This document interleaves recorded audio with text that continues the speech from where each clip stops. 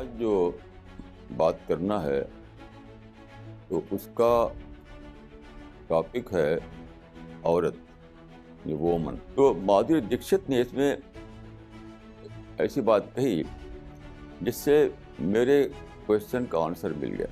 Respect میں تو equal ضرور ہیں لیکن رول میں ڈفرینٹ ہے. یعنی تھیٹیکل سینس میں دونوں برابر ہیں، ریسپیکٹ کے اعتبار سے دونوں برابر ہیں لیکن رول کے اعتبار سے برابر نہیں. میرے نزدیک یا لا آف نیچر جو میں نے سمجھا ہے اس کے نزدیک مرد پرفارمر ہے اور عورت بوسٹر ہے. اگر یہ بات جان لے میں سمجھتا ہوں کہ ہر عورت جو ہے ہیرو بن جائے. ہر عورت ایک ہیروئک رول ادا کر سکتی ہے.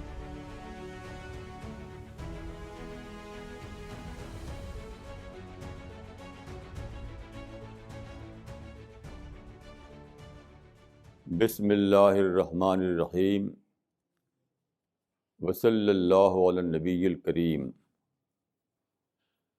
رب اشرح لی صدری ویسر لی امری واحلل عقدۃ من لسانی یفقہوا قولی. آج جو بات کرنا ہے تو اس کا ٹاپک ہے عورت، یہ woman. Place of woman in the creation plan of God. عورت کا مقام خدا کے تخلیقی نظام میں، یہ ہے آج کا ٹاپک. ایک بہت مشہور سیئنگ ہے، آپ اس کو جانتے ہوں گے ضرور، کہ there is a woman at the beginning of all great things. میں نے اس سیئنگ میں پوٹینشیلی بڑھایا ہے. Potentially there is a woman at the beginning of all great things کا مطلب یہ ہے کہ عورت یہ پوٹینشیل رکھتی ہے. بائی نیچر عورت کے اندر یہ پوٹینشیل ہوتا ہے کہ وہ گریٹ تھنگس کی بیس بن سکے، اس کے ذریعے گریٹ تھنگس وجود میں آئیں. تو اس سیئنگ میں پوٹینشیل کا ذکر ہے. اس کا مطلب نہیں کہ ہر عورت ایکچوئل سینس میں ایسی ہوتی ہے. اس پر میں نے بہت سوچا تو میں نے پایا کہ پوری ہسٹری میں بہت تھوڑی عورتیں ایسی ہیں جو اس سیئنگ کا پر پوری اتریں. بلین ٹریلین عورتیں پیدا ہوئیں لیکن اس سیئنگ کا اپلیکیشن بہت تھوڑی عورتوں پر ہو سکا. اگرچہ پوٹینشیلی ہر وومن ایسی ہی تھی، پوٹینشیلی ہر وومن ایسی ہی تھی، تو کیوں ایسا ہوا یہ میں بہت سوچتا رہا ہوں. آج مجھے ٹائمس آف انڈیا میں آج ہی ایک رپورٹ چھپی ہے، اس میں مجھے اس کا آنسر ملا. یہ ہے آج کا Times of India, Delhi Times. اس میں آپ دیکھ رہے ہیں کہ مشہور جو فلم اسٹار ہے مادھوری دکشت، اس کا فوٹو چھپا ہوا ہے اور اس کا ایک انٹرویو اس میں آیا ہے مادھوری دکشت کا. ایک بہت ہی، کیونکہ یہ لوگ جو ہیں، میرا تجربہ یہ ہے کہ جو فلم ایکٹر اور فلم ایکٹریس ہوتے ہیں نا، یہ ہپوکریٹ نہیں ہوتے. جو بات ہے وہی کہہ دیتے ہیں. عام طور پر میرا تجربہ ہے، میرا ایکسپیرئنس ہے کہ لوگ ہوتے ہیں ہپوکریٹ. بات کچھ ہوتی ہے، بولتے ہیں کچھ. خاص کر جو انٹلیکچوئلس ہیں، جو ایجوکیٹڈ کمیونٹی ہے، وہ تو سب کے سب ڈبل ٹاک کرتی ہے، صاف صاف نہیں بولتی ہے. لیکن یہ جو فلم کی دنیا ہے، وہاں کے لوگوں میں نے یہ بات پائی ہے کہ وہ جھوٹ نہیں بولتے، وہ ہپوکریٹ نہیں ہوتے، وہ کبھی ڈبل ٹاک نہیں کرتے. جو بات ان کے دل میں ہوتی ہے وہی ان کے زبان پر ہوتی ہے. تو مادھوری دکشت نے اس میں ایسی بات کہی جس سے میرے کوشچن کا آنسر مل گیا.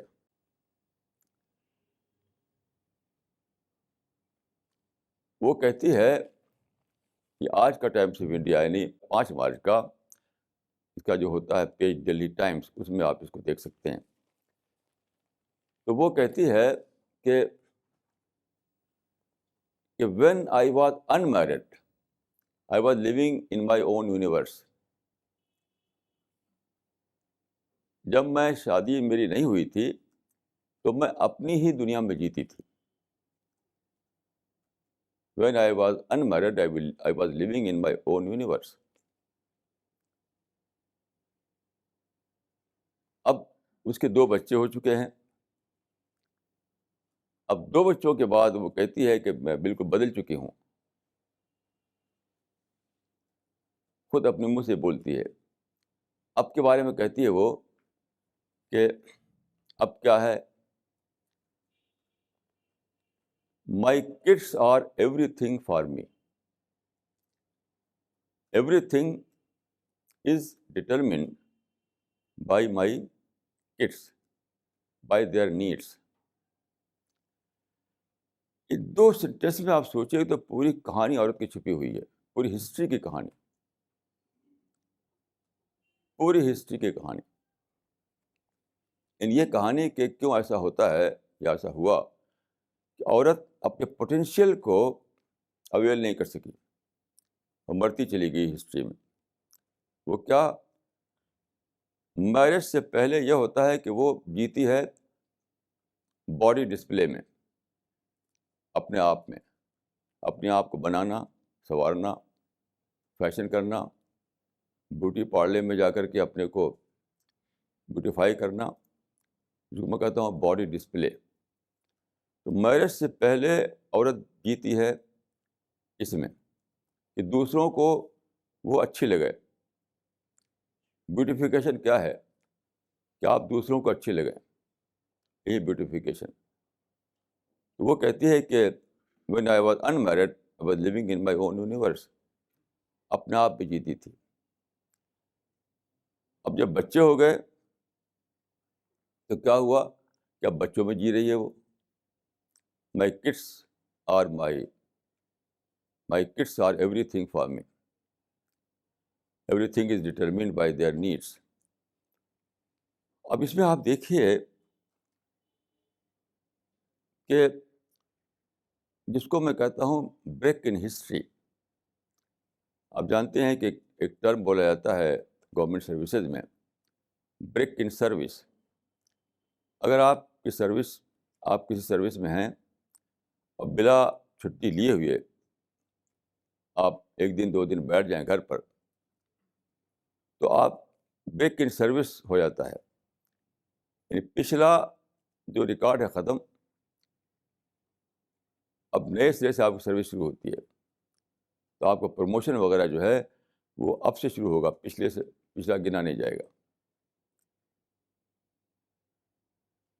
تو عورت کی زندگی میں 2 بار بریک ان ہسٹری ہوتا ہے. یعنی پہلی بار اس وقت جب کہ اس کی شادی ہوئی، جب شادی ہوئی تو وہ ہسٹری جو بنائی تھی اس نے باڈی ڈسپلے والی، وہ ختم، کیونکہ اب بچہ ہوا. اب وہ نئی ہسٹری شروع ہوئی کہ بچے میں جینے لگے وہ. لیکن وہ بھی اس میں بریک ہو جاتا ہے. کیوں؟ جن بچوں کو یہ عورتیں پوچھتی ہیں ان کے بھی تو بچے ہوں گے آگے، تو وہ اپنے بچوں کو پوجیں گے. وہ کیوں پوچھتے رہیں گے مادھوری دکشت کو؟ وہ کیوں پوچھتے رہیں گے اپنے ماں باپ کو؟ تو جن بچوں کو پوچھتے پوچھتے جن بچوں کو وہ پوج رہی ہوتی ہے، جن کو اپنا ایوری تھنگ بنا ہوئی ہوتی ہے، جب ان بچوں کی شادی ہوتی ہے ان بچوں کو، تو وہ بھی اپنے بچوں کو ایوری تھنگ بنا لیتے ہیں. تو 2 بار بریک ان ہسٹری ہوتا ہے عورت کی زندگی میں. اور آپ جانتے ہیں کہ بڑی ترقی ہوتی ہے سسٹینڈ ایفرٹ کے ذریعے سے. جو ایفرٹ سسٹینیبل نہ ہو وہ کبھی بھی کسی بڑے رزلٹ تک نہیں پہنچ سکتی. تو سسٹینیبل ایفرٹ درکار ہوتی ہے زندگی میں کوئی بڑا کام کرنے کے لیے. اور عورت جو ہے بار بار بریک ان ہسٹری کا شکار ہوتی ہے. اگر سپریشن ہو گیا شادی کے بعد تو پھر ایک اور بریک ان ہسٹری آیا اس کی زندگی میں.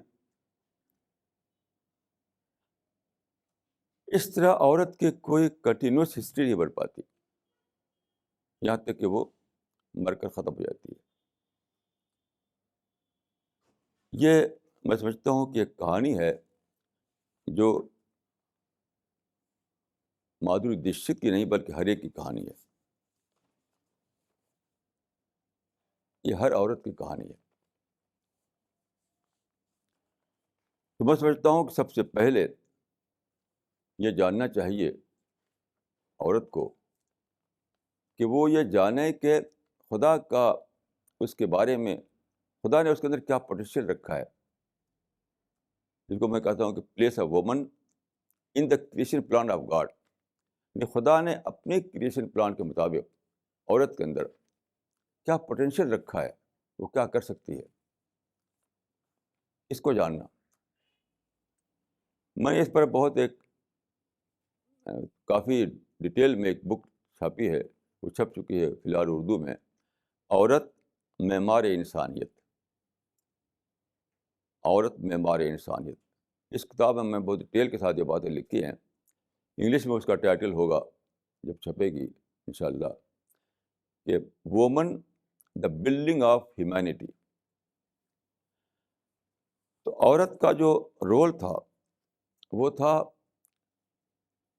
انسانیت کی تعمیر میں اپنے پوٹینشیل کو یوز کرنا.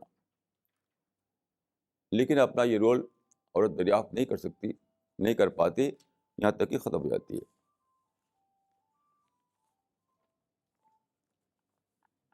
تو یہ جو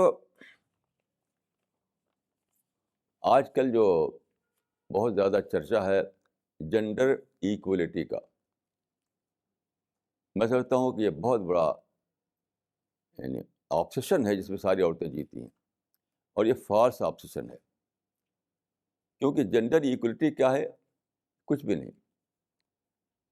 دیکھیے پوری ہسٹری میں نے دیکھا ہے کہ لوگ جو ہیں اپنے مائنڈ سے ایک پلان بناتے ہیں, وہ یہ نہیں دیکھتے کہ لا آف نیچر کیا ہے.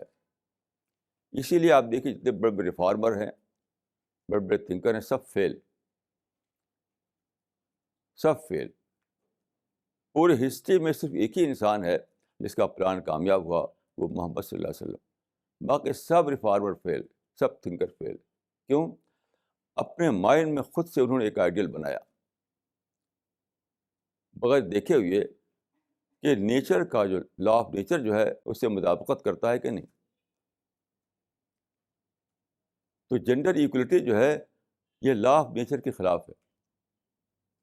دیکھیے نیچر میں برابری نہیں ہے, نیچر میں برابری ہے ہی نہیں. یعنی ہر عورت مس ڈفرینٹ ہے, ہر مرد مسٹر ڈفرینٹ ہے. یہ سائیکالوجی اور بایولوجی بتاتی ہے. ایک ایک آدمی کا سیل دوسرے آدمی سے الگ ہے, ایک ایک آدمی کی آنکھ دوسرے آدمی کی آنکھ سے الگ ہے, ایک آدمی کا مائنڈ دوسرے آدمی کے مائنڈ سے الگ ہے. اسی کو میں کہتا ہوں کہ ہر عورت مس ڈفرینٹ ہے اور ہر مرد مسٹر ڈفرینٹ ہے. تو where is that gender equality? صحیح بات جو لا آف نیچر کے مطابق تھی وہ یہ تھی کہ مرد عورت دونوں ڈفرینٹ ہیں. یعنی ریسپیکٹ میں تو ایکول ضرور ہیں لیکن رول میں ڈفرینٹ ہیں. یعنی equal in respect but different in role. یہ تھا صحیح فارمولہ جو according to the law of nature تھا. اب جینڈر ایکولیٹی کا مطلب یہ ہوا کہ جو کام مرد کرے وہی عورت کرے, جو عورت کرے وہ مرد کرے. یہ تو بالکل اسٹوپڈ بات ہے. جب خدا نے یا کریٹر نے بنایا ہے ڈفرینٹ, وہی کام دونوں کیسے کر سکتے ہیں بتائیے؟ وہی کام نہیں کر سکتے. ابھی بہت ریسرچ ہوئی ہے مائنڈ پر, اور یہ اسٹیبلش ہو گئی یہ بات کہ مائنڈ جو ہے عورت کا الگ ڈھنگ پر ورک کرتا ہے اور مرد کا الگ ڈھنگ پر کام کرتا ہے، دونوں کا مائنڈ ایک ڈھنگ پر نہیں چلتا ہے. تو جب نیچر نے ہر ایک کو مسٹر ڈفرینٹ اور مس ڈفرینٹ بنا رکھا ہے تو جینڈر ایکولیٹی چلے گی کیسے؟ یہ بہت بڑی سوچنے کی بات ہے. تو اس کا نتیجہ کیا ہوتا ہے جینڈر ایکولیٹی کا؟ کہ ساری عورتیں ڈیوٹی کانشیس نہ بن سکیں، رائٹ کانشیس بن گئی. میں برابر ہوں تو مجھے برابر کا رائٹ ملے، ہم کسی سے کم نہیں. سارے جھگڑے جو ہیں میرڈ لائف کے اسی لیے ہیں کہ ہسبینڈ اور وائف میں شادی سے پہلے جب لو افیئر چلتا ہے تب تو پتہ نہیں چلتا، شادی ہوتے ہی دونوں جو ہیں دو رائٹ کانشیس ایک دوسرے اکٹھا ہو جاتے ہیں، دو مسٹر رائٹ کانشیس اور مس رائٹ کانشیس. انہیں اپنا رائٹ چاہیے، ان کو اپنا رائٹ چاہیے. تو جینڈر ایکولیٹی کا جو کانسیپٹ ہے وہ ڈیوٹی کے کانسیپٹ کو چھین لیتا ہے. اپنی ڈیوٹی دونوں ہی کو وہ ڈیوٹی کانشیس نہیں بناتا بلکہ دونوں ہی کو رائٹ کانشیس بنا دیتا ہے. اب تو ٹکراؤ ہوتا رہتا ہے. جب دونوں رائٹ چاہیں اپنا اور ڈیوٹی پہ دھیان نہ دیں تو ٹکراؤ ہوگا. تو ٹکراؤ جو ہوگا تو اپنا پوٹینشیل کیسے وہ یوز کریں گے، کیسے استعمال کر پائیں گے؟ دیکھیے نیچر میں قرآن میں ہے کہ ومن کل شیء خلقنا زوجین، ہر چیز کے جوڑے بنائے. یعنی نیچر جو ہے وہ ڈولیٹی کے اصول پر چلتی ہے. ڈولیٹی کا مطلب کیا ہے؟ دو سے مل کر کے ایک چیز بننا. کوئی چیز اس یونیورس میں اکیلے کوئی کام نہیں کر پاتی. جیسے آپ دیجئے رین کو لیجئے، بارش کو لیجئے. بارش سورج اور اوشن دونوں کے ملنے سے بنتی ہے. اگر اوشن اکیلا چاہے کہ میں بارش برساؤں تو نہیں برسا سکتا. سن اکیلا چاہے کہ میں بارش برساؤں تو سن بارش نہیں برسا سکتا. سن اور اوشن دونوں مل کر کام کرتے ہیں تب وہ چیز پیدا ہوتی ہے جس کو آپ رین کہتے ہیں، بارش کہتے ہیں. تو یہ اسی کو میں کہتا ہوں کہ ڈولیٹی کا نظام ہے، ڈوئل سسٹم ہے یا زوجین کا سسٹم ہے. دو کے ملنے سے ایک چیز کا وجود میں آنا.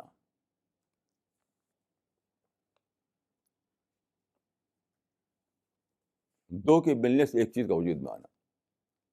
یعنی سورج ہیٹ سپلائی کرتا ہے اور اوشن بھاپ سپلائی بن کر کے اوپر جاتی ہے. وہ اوشن کا پانی بھاپ بن کے اوپر جاتا ہے اور سورج جو ہے ہیٹ سپلائی کرتا ہے. دونوں کے ملنے سے وہ چیز بنتی ہے جس کو ہم رین کہتے ہیں. ٹھیک ہے معاملہ عورت مرد کا ہے. خدا نے کچھ پوٹینشیل عورت میں رکھے ہیں، کچھ پوٹینشیل مرد میں رکھے ہیں. دونوں جب ایک دوسرے کی جانیں تب وہ مل کر کے ایک کام کر سکتے ہیں. یہ جینڈر ایکولیٹی جو ہے یہ تو کلر ہے، کلر کسی بڑے کام کے لیے. اور یہ ہو رہا ہے، آپ دیکھیے جب سے یہ جینڈر ایکولیٹی کا افسانہ چلا ہے کسی بھی یورپ کی لیڈی نے کوئی بڑا کام نہیں کیا. امریکہ یورپ کی لیڈی نے، پہلے ایسی عورتیں ہوئیں جو بڑا کام کیا جنہوں نے. جیسے میں ذکر کروں گا آپ کا ایڈیسن کی ماں کا، جو کہ اس سے پہلے تھی. وہ تو یہ ایک تھنکر نے بہت صحیح بات کہی کہ نیچر ابورس یونیفارمٹی. نیچر نفرت کرتی ہے یکسانیت سے. Nature ابورس uniformity. نیچر نفرت کرتی ہے یکسانیت سے. یعنی جو مرد ہے وہی عورت ہو، جو عورت ہے وہی مرد ہو. یہ نیچر نے نہیں رکھا. تو دونوں کو الگ الگ اپنا رول جاننا پڑے گا. اور وہ رول کیا ہے؟ وہ ڈفرینس میں ہے، وہ رول ڈفرینس میں چھپا ہوا ہے. آپ اس کو جانیں کہ دونوں مسٹر ڈفرینٹ ہیں تب یہ پاسبل ہوگا کہ آپ اپنا رول کر سکیں. یہ ایکولیٹی کا جو کانسیپٹ ہے وہ that is quite against the law of nature. Equality کہیں بھی ایکولیٹی نہیں ہے. اب دیکھیے انیشیل اسٹیج پر ہماری یونیورس جو ہے وہ کیا ہے؟ ایٹم ہے. ایٹم میں کیا ہے؟ نیگیٹو پارٹیکل ہیں اور پازیٹیو پارٹیکل ہیں, الیکٹران اور نیوٹران. اگر صرف نیوٹران ہی نیوٹران ہو تب بھی ایٹم وجود میں نہیں آئے گا. تو پازیٹیو پارٹیکل ہو اور نیگیٹو پارٹیکل نہ ہو, یا نیگیٹو پارٹیکل اور پازیٹیو پارٹیکل نہ ہو, تو کوئی ایٹم نہیں بنے گا, پوری یونیورس ختم ہو جائے گی. تو یہ نیچر کا اصول ہے. یہ دو چیزوں سے مل کر ایک چیز بننا, نیگیٹو پارٹیکل اور پازیٹیو پارٹیکل ملنے سے ایٹم کا بننا. ایک بھی حذف کر دیجیے, ایک بھی نکال دیجیے تو ایٹم ختم. یہی ہے, یہی یعنی ڈفرینس کا یہ پرنسپل جو ہے یونیورسل ہے, ہر جگہ ہی چلتا ہے. دو ڈفرینس کے ملنے سے ایک چیز کا وجود میں آنا, یہی نیچر کا طریقہ ہے. اور جب تک اس کو ہم نہ جانیں ہم کوئی کام نہیں کر سکتے. حدیث میں آتا ہے کہ عورت کے بارے میں, النساء شقائق الرجال, عورت اور مرد کے بارے میں آتا ہے کہ man and woman are two equal halves of a single unit. Man and woman are two equal halves of a single unit. عورت اور مرد دونوں ایک واحدہ کے دو برابر کے اجزاء ہیں. ایک طرف دیکھیے یہ حدیث ہے, دوسری طرف قرآن میں آتا ہے کہ مرد جو ہے وہ عورت کے اوپر قوام ہے. آج کل کی زبان میں کہا ہے کہ باس ہے, یعنی مرد جو ہے عورت کے اوپر باس ہے. تو ایک طرف یہ بتایا کہ ٹو ایکول ہاؤس, دو برابر کے حصے. دوسری طرف بتایا کہ مرد جو ہے عورت کے اوپر باس ہے. اس کا مطلب کیا ہے؟ تھیٹیکل سینس میں دونوں برابر ہیں, رسپیکٹ کے اعتبار سے دونوں برابر ہیں, لیکن رول کے اعتبار سے برابر نہیں ہیں. جس طرح سے آپ دیکھیے آج کی کوئی کمپنی میں کوئی آفس ہوتا ہے, آفس میں سب کو برابر کے رسپیکٹ ملا ہوا ہوتا ہے, لیکن وہاں ایک باس ہوتا ہے ساتھ ساتھ. ان ٹرم آف ریسپیکٹ سب برابر ہیں, لیکن اگر وہاں ایک باس نہ ہو تو کوئی کمپنی چل نہیں سکتی, کوئی آرگنائزیشن چل نہیں سکتی, کوئی ایسوسیشن چل نہیں سکتا. تو اگرچہ جتنے ممبرس ہیں سب ان ٹرم آف ریسپیکٹ برابر مانے جاتے ہیں, لیکن اس کے سسٹم کو چلانے کے لیے ایک باس چاہیے. اس طرح سے حدیث میں ایک طرف یہ بتایا کہ دونوں برابر ہیں ریسپیکٹ کے سینس میں, لیکن ساتھ ساتھ یہ بتا دیا گیا کہ جو ہوم کا جو ڈپارٹمنٹ ہے اس میں دونوں کو ماننا چاہیے کہ خدا نے دونوں کے اندر الگ الگ کوالٹیز رکھی ہیں. اس کوالٹیز کے اعتبار سے یہ رکھا ہے خدا نے کہ عورت ایکسیپٹ کرے مرد کو ایز اے باس گھر کے اندر, تو پھر گھر کا نظام بہت اچھا چلے گا. ہوگا جینڈر ایکولیٹی چلائیں, دونوں باس بن جائیں, تو دونوں باس کا مطلب اسے ہوگا جیسے ایک امپائر میں دو کنگ ہو, ایک کیبنٹ میں دو پرائم منسٹر ہوں. تو ایسا سسٹم چل سکتا ہے؟ کہیں نہیں چل سکتا.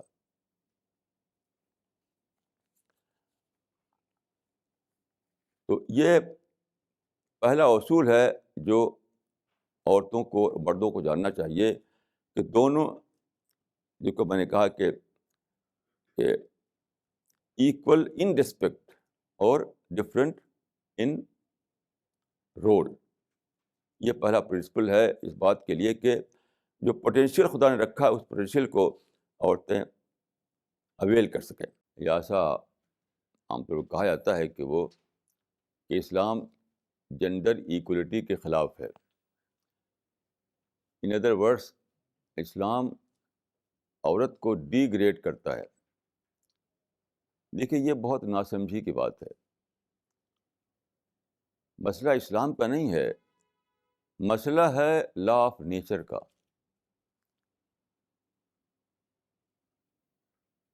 اسلام دین فطرت ہے، اسلام ریلیجن آف نیچر ہے. یعنی جو نیچر کا قانون ہے اسی کا نام ہے اسلام. اسلام میں عورت کو ڈی گریڈ نہیں کیا گیا ہے، بلکہ یہ پراپر پلیس جو نیچر کے کریشن، جو خدا کے کریشن پلان میں بنتی ہے اس کی، وہ پلیس دی گئی ہے اس کو. اصل بات یہ ہے کسی کو غلط نام دے کر، جس کو کہتے ہیں رانگ نامنکلیچر، غلط نام دے کر بدنام کرنا. یہ مسئلہ نہ تو ڈیگریڈ کرنے کا ہے، نہ یہ ہے کہ جنڈر ایکولیٹی کو نہ ماننے کا. سب سے پہلے آپ یہ جانیے کہ یہ دنیا جو ہے وہ کسی بنانے والے نے بنائی ہے. اس کا اپنا ایک کریشن پلان ہے. ہم اس کے اگینسٹ میں نہیں آ سکتے، کبھی ایسا پاسبل نہیں ہے. مثلا آپ یہ چاہیں کہ مرد بچہ پیدا کریں، عورتیں بچہ نہ پیدا کریں، یہ آپ کے بس میں نہیں ہے. بچہ پیدا کرنے کا کام عورت کرے گی، مرد نہیں کر سکتا ہے، کیونکہ خدا کے یا کریٹر کے کا جو نقشہ تخلیق ہے اس کے خلاف ہے. یہ آپ چاہیں کہ آپ ہوا سے آکسیجن نہ لیں بلکہ پانی پی کر آکسیجن ملتا رہے آپ کو، یہ پاسبل نہیں ہے. تو اصل چیز یہ ہے کہ کوئی بھی کام آپ کو کرنا ہو، عورت کا پریس جاننا ہو یا کوئی اور کام، سب سے پہلے آپ کو جاننا چاہیے کہ لا آف نیچر کیا ہے. جیسے مثال کے طور پر میں اکثر یہ بات کہتا رہا ہوں کہ لوگ جو ہیں پرووک ہو جاتے ہیں، اپنی پسند کے خلاف کوئی بات ہوئی تو بھڑک اٹھتے ہیں اور لڑنے لگتے ہیں. وہ چاہتے ہیں کہ اس کو مٹا ڈالیں. یہ پاسبل نہیں ہے. کیوں؟ اس لیے کہ خدا کا جو نقشہ تخلیق ہے، گاڈ کا جو کریشن پلان ہے، اس میں ہر ایک کو فریڈم دی گئی ہے. فریڈم. خدا کو ہر ایک کا ٹیسٹ لینا ہے. جب ٹیسٹ لینا ہے تو فریڈم دینا ضروری ہے اس کے لیے. تو ہر آدمی اپنی فریڈم کو ایکسرسائز کر رہا ہے. آپ کہتے ہیں یہ کانسپریسی ہے، یہ ظلم ہے، یہ سب جھوٹی باتیں ہیں. کیونکہ آپ فریڈم کو ابالش نہیں کر سکتے، اس لیے آپ کو فریڈم کو ٹالریٹ کرنا ہے. پرووکیٹیو سچویشن ہو تو اس کو ٹالریٹ کرنا ہے. کیوں؟ پرووکیٹیو سچویشن جو پیدا ہوئی وہ کسی نے اپنی فریڈم کو آپ کے خیال سے غلط ایکسرسائز کیا، لیکن آپ کسی کو ڈکٹیٹ نہیں کر سکتے. جو خدا نے فریڈم دی ہے کسی کو، اس کا اپنا یہ ڈیسیژن ہے کہ وہ اس کو مس یوز کرے یا مس یوز نہ کرے. آپ کچھ نہیں کر سکتے. وہ مس یوز کرے گا اور خدا اس کو پرمٹ کیے ہوئے ہے کہ تم مس یوز کرو چاہے پراپر یوز کرو. تو جس چیز کو آپ کہتے ہیں کہ میرا دل دکھا اور میرے جذبات کو ٹھیس لگی اور میں پرووک ہو گیا، مجھے غصہ آ گیا، وہ کیا ہے؟ وہ ہے لا آف نیچر کے خلاف، کسی انسان کے خلاف نہیں ہے. کسی انسان کے خلاف نہیں ہے. آپ کو یہ کرنا پڑے گا کہ خدا کا جو تخلیقی نقشہ ہے اس سے اپنے کو ایڈجسٹ کریں. آپ یہ نہیں کر سکتے کہ خدا کے تخلیقی نقشے کو ابالش کر دیں. اسی طرح سے معاملہ ہے عورت اور مرد کا. عورت مرد کو خدا نے برابر پیدا ہی نہیں کیا. سائیکالوجی کا جو اسٹڈی کی گئی ہے، بایولوجی میں جو اسٹڈی کی گئی، اسے ثابت پروو ہو چکا ہے کہ عورت اور مرد میں دونوں میں اتنے ڈفرینسز ہیں کہ وہ الگ ہے، وہ الگ ہے. وہ مس ڈفرینٹ ہے، وہ مسٹر ڈفرینٹ ہے. تو آپ کیا کریں گے؟ You have to know the art of difference management rather than eliminating the differences. تو جینڈر ایکولیٹی جو ہے گویا کہ ڈفرینس کو ایلیمینیٹ کرنا چاہتی ہے، جو کہ پاسبل نہیں ہے. اسی وجہ سے کیا ہوا، عورت پوری ہسٹری میں انٹرٹینمنٹ کا رول کرتی رہی، تفریح کا رول، بس اسی سے اس کی زندگی شروع ہوتی ہے، اسی پہ اس کی زندگی ختم ہو جاتی ہے. سارے پوٹینشیل اس کے ہیں پڑے رہتے ہیں، وہ اویل نہیں کر پاتی اس کو، بس تفریح کا رول، تفریح کا رول، تفریح کا رول. میں سمجھتا ہوں کہ عورت کو ڈسکور کرنا چاہیے کہ وہ اس سے بڑا رول اس کے لیے مقدر ہے، وہ ہے پازیٹیو رول، کریٹو رول.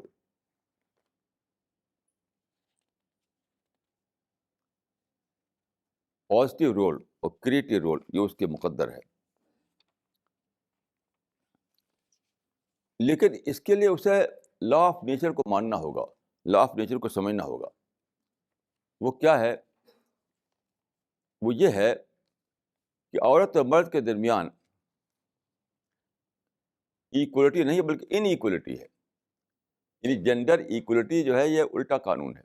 صحیح بات ہے کہ جینڈر ان ایکولیٹی. اس کا مطلب کیا ہوا کہ آپ یہ کوشش اگر کریں جینڈر ایکولیٹی قائم کرنے میں تو آپ ہمیشہ ناکام رہیں گے. صحیح فارمولہ ہے جینڈر کوآپریشن، جینڈر ایکولیٹی نہیں، جینڈر کوآپریشن. یعنی دو مسٹر ڈفرینٹ آپس میں کوآپریٹ کریں، ایک دوسرے کے ساتھ مل کر چلنے کا فیصلہ کریں. جیسے آپ جانتے ہیں کہ کاگ ویل ہوتا ہے ایسے، تو ایک ایسے چلتے ہیں دونوں مل کر کے، تو کاگ ویل جیسا معاملہ ہے. ایک دوسرے کوآپریٹ کرتے ہیں دونوں ویل. ایک ویل دوسری ویل کے ساتھ کوآپریٹ کرتا ہے تب پوری مشین چلتی ہے. تو یہ معاملہ ایکولیٹی کا ہے ہی نہیں، یہ معاملہ کوآپریشن کا ہے. So you have to know the principle of cooperation rather than principle of equality. اسی آبسیشن میں ساری دنیا پڑی ہوئی ہے. اور نتیجہ کیا ہے کہ جب عورت اور مرد اکٹھا ہوتے ہیں شادی کر کے تو دو مسٹر ایگوئسٹ اکٹھا ہو جاتے ہیں،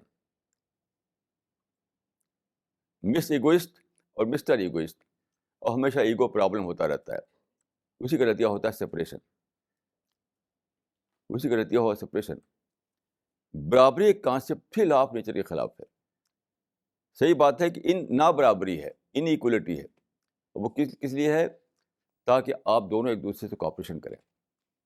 جیسے میں نے کہہ سکتا ہوں کہ سورج اور سمندر دونوں میں ایکولیٹی نہیں ہے، ان ایکولیٹی ہے. آپ کہیں کہ سورج جیسا ہے ویسے سمندر ہے، یا سمندر ہے ویسا سورج ہے، تو کبھی بارش نہیں برسے گی. جو رول سورج کا ہے وہی سمندر کا ہے، جو سمندر کا رول وہی سورج کا رول ہے. تو اب اگر یہ چلائیں آپ ایکولیٹی ایک پرنسپل، تو کبھی بھی رین ہونے والی نہیں ہے.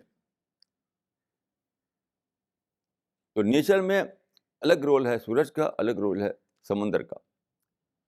تو دونوں ایک دوسرے سے کوآپریٹ کرتے ہیں تب رین ہوتی ہے. ایسی عورت اور مرد کو ایک دوسرے کے ساتھ کوآپریٹ کرنا چاہیے. تب یہ ہوگا کہ عورت اپنے پوٹینشیل کو اویل کر سکے. میں جہاں تک سمجھا ہوں ایک بہت ہی اچھا رول ہے عورت کا، وہ ہے ایڈوائزر. میں سمجھتا ہوں کہ بیسٹ ایڈوائزر عورت ہے کسی مرد کی. بیسٹ ایڈوائزر کیوں؟ اگر اس تقسیم کو مان لیا جائے کہ عورت اپنے ورک پلیس میں ہے، مرد اپنے ورک پلیس میں ہے، دونوں کا ورک پلیس الگ الگ ہو، تو دونوں ایک دوسرے کے لیے بیسٹ ایڈوائزر بن سکتے ہیں. اگر ورک پلیس ایک ہی ہو تو آپ غور کیجئے، ایک ہی ورک پلیس میں دونوں ہیں، اب کوئی وہاں پر کوئی ایسی بات ہوئی جس سے ایک کو غصہ آیا تو دوسرے کو غصہ آ جائے گا، دونوں اب نارمل ہو جائیں گے، تو کون کس کو ایڈوائز کرے گا؟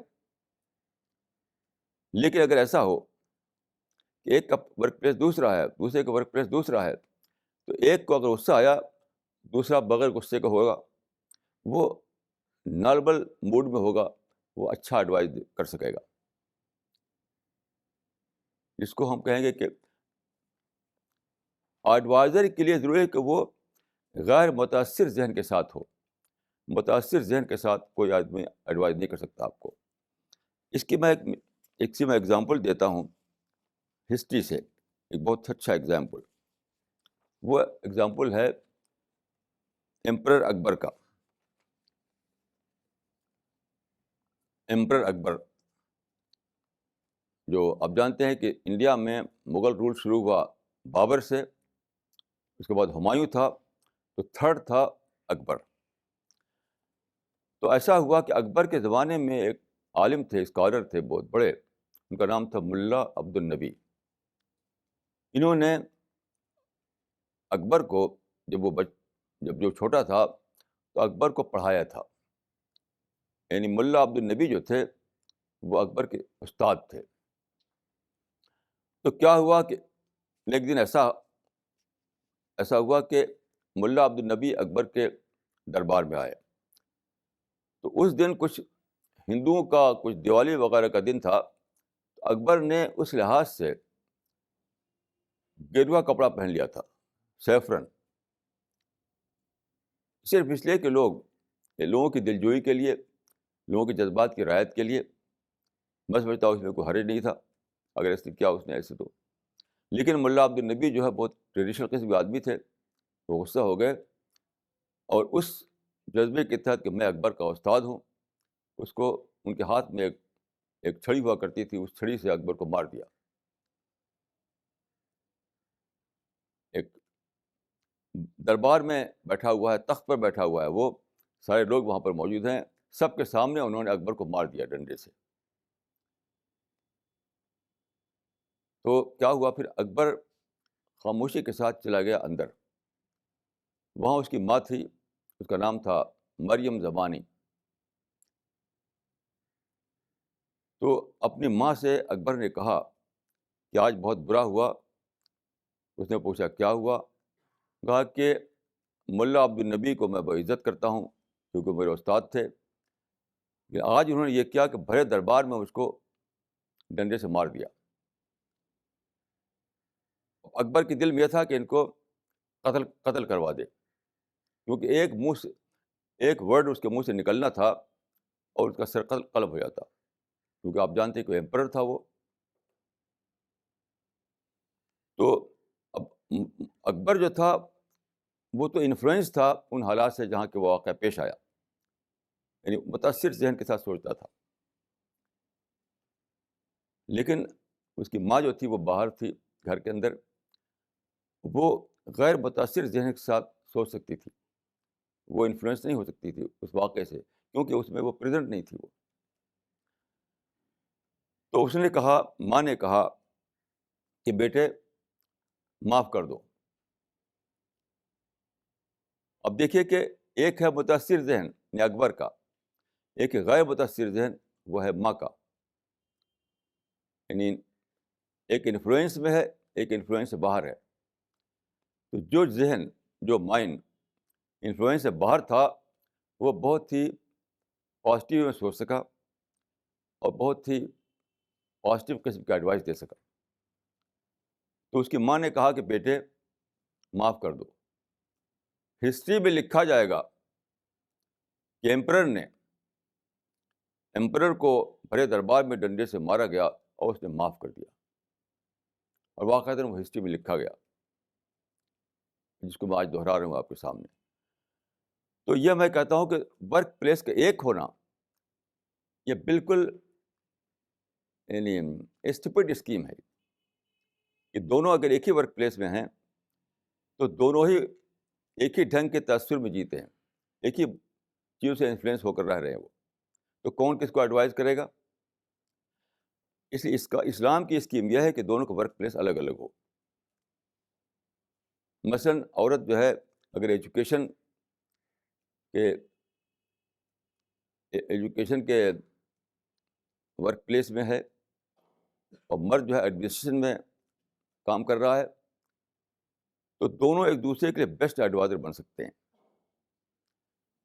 تو اسلام کا جو جو اسلام نے جو رکھا ہے اصول، وہ ڈی گریڈ کرنا نہیں ہے، ورک پلیس کو بدلنا ہے. یعنی یہ ہے رانگ نامنکلیچر، بیڈ نام دینا ایک اچھی اسکیم کو. تو اس کو آپ سمجھ لیجئے کہ اسلام کا جو پرنسپل ہے وہ یہ نہیں ہے کہ دونوں میں برابری نہ رہے. برابری کا معاملہ نہیں ہے، دو ورک پلیس کا معاملہ ہے.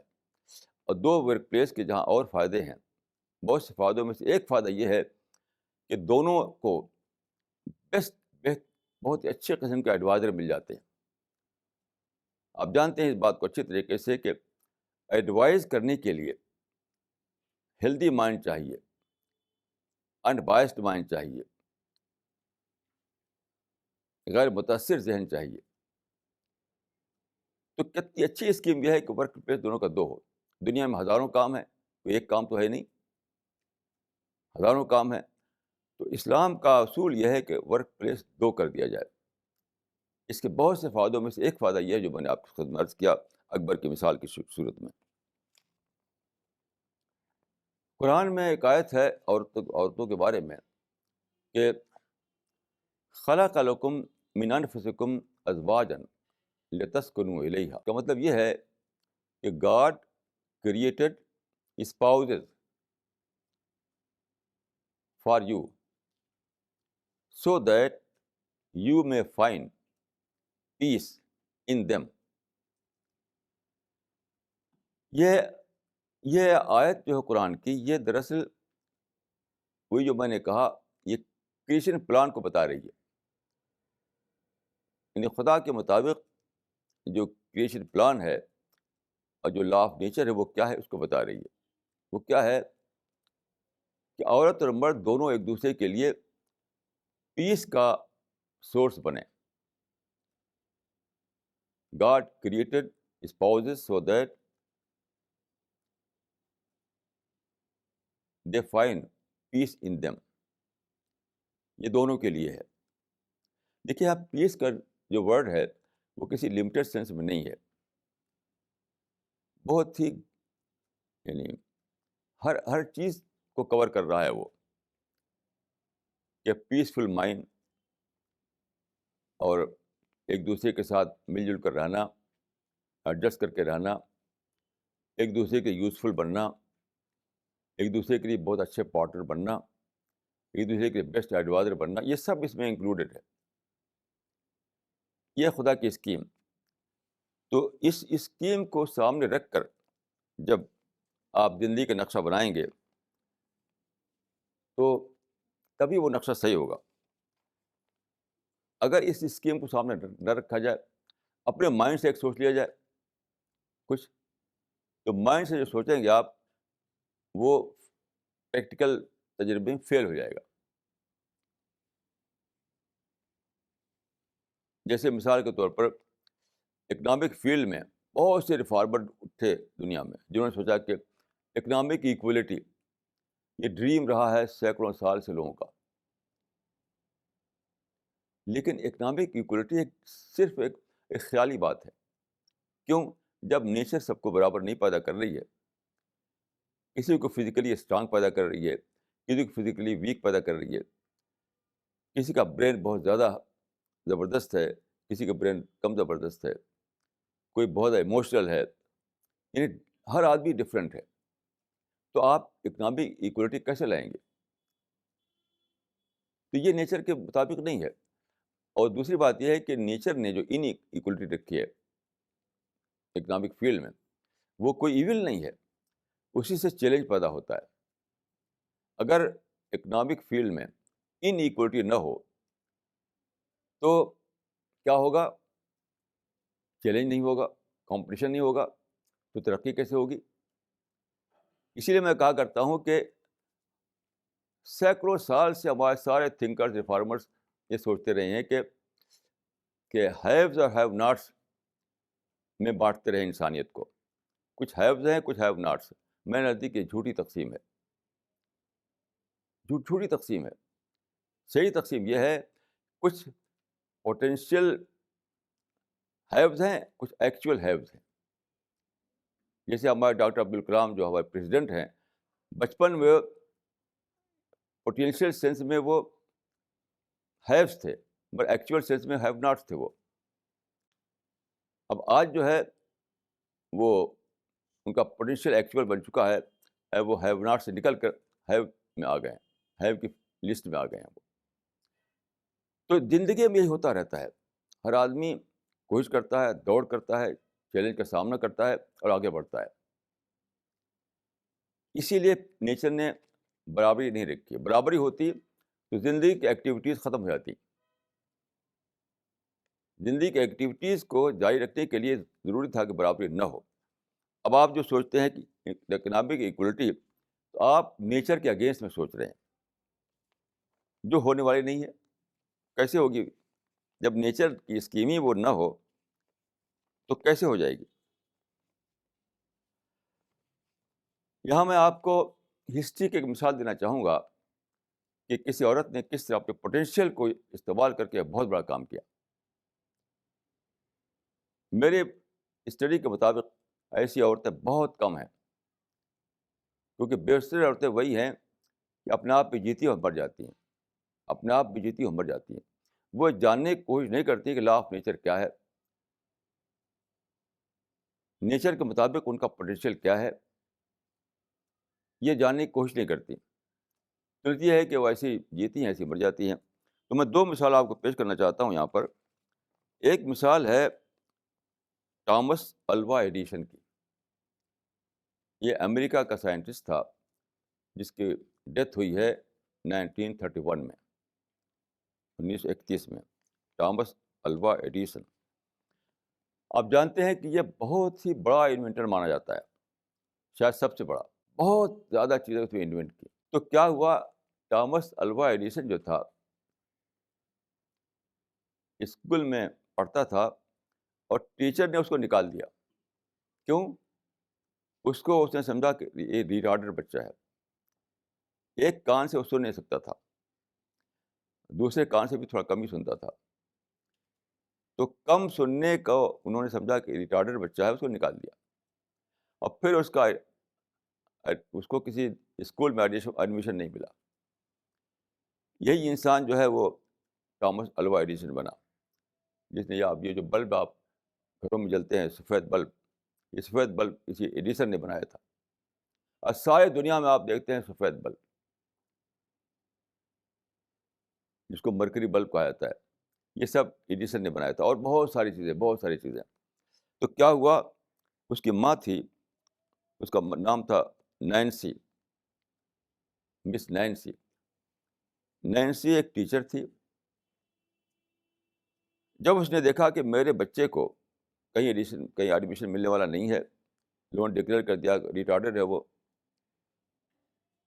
لیکن اس نے دیکھا کہ یہ انٹیلیجنٹ بچہ ہے, ایسا نہیں ہے کہ وہ اس کے اندر مائنڈ نہ ہو. تو اپنی سارے اٹینشن اس نے بچے پر لگا دی. سب سے پہلے اس کے اندر لرننگ کا شوق پیدا کیا. وہ کہتا ہے کہ لرننگ کا شوق سب سے پہلے میری ماں نے میرے اندر پیدا کیا, ورنہ میں جانتا نہیں تھا کہ لرننگ بھی کوئی امپورٹنٹ چیز ہے. اور اس کے بعد اس کو پڑھایا, اس کے لیے کتابیں لائیں, اس کو انگلش میں اچھا بنایا, اس کے لیے لیبورٹری بنائی گھر کے اندر, بہت کچھ کرتی رہی. یہاں پر دیکھیے, میں اکثر سوچتا ہوں کہ اگر وہ بچہ اس کا بیوٹیفل بچہ ہوتا تو شاید یہ بھی نہ ہوتا, کیونکہ بیوٹیفل بچے کو کھلونا لاتی, چاکلیٹ کھلاتی, جیسا کہ مادھوری دکشت کا قصہ میں نے بیان کیا آپ کی خدمت میں. اپنے بیوٹیفل بچوں کے لیے وہ اپنے کو فنا کی ہوئی ہے. وہ بچہ ریٹارڈڈ تھا, شکل صورت بھی اچھی نہیں تھی, تو وہ کھلونا اور ٹافی کا وہ نہیں بن سکا, بلکہ اسے پڑھایا, اس کو پڑھاتے پڑھاتے اس کو سائنٹسٹ بنا دیا. تو میں سمجھتا ہوں کہ یہ ایک اچھی مثال ہے ہسٹری میں کہ ایک عورت نے ایک ریٹارڈڈ بچے کو جب اپنی ٹارگٹ بنایا تو اس کو ایک بڑا سائنٹسٹ بنا دیا اس نے. ایسی ہسٹری میں مثالیں بہت کم ہیں، میرے علم میں تو نہیں ہیں، لیکن اس میں آپ دیکھ سکتے ہیں کہ کس طرح ایک عورت اپنے پوٹینشیل کو انسانیت کی تعمیر میں استعمال کر سکتی ہے، کس طرح انسانیت کی ترقی میں وہ انسانیت کی ترقی کے قافلے کو آگے بڑھا سکتی ہے۔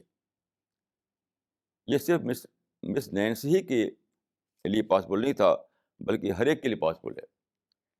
میں سمجھتا ہوں کہ ہر عورت کے لیے پاسبل ہے کہ وہ تاریخ کے سفر کو آگے بڑھائے اور کوئی بڑا کام کر کے دنیا سے جائے، بشرطے کہ وہ اپنے پوٹینشیل کو دریافت کرے اور اس کو مینیج کر سکے۔ میں سمجھتا ہوں کہ خدا نے عورت اور مرد دونوں کے لیے اس دنیا میں بہت بڑا رول بنایا ہے، بہت بڑا رول رکھا ہے، لیکن یہ رول جو ہے بیس کرتا ہے کوآپریشن پر، ایکولیٹی پر نہیں۔ اگر دونوں ایکول رول چاہیں تو کچھ بھی نہیں کر پائیں گے دونوں، لیکن اگر کوآپریشن کے ساتھ چلیں، کاگ ویل کی طرح ایک دوسرے کے ساتھ کوآپریٹ کریں، تو وہ بہت بڑا رول کر سکیں گے۔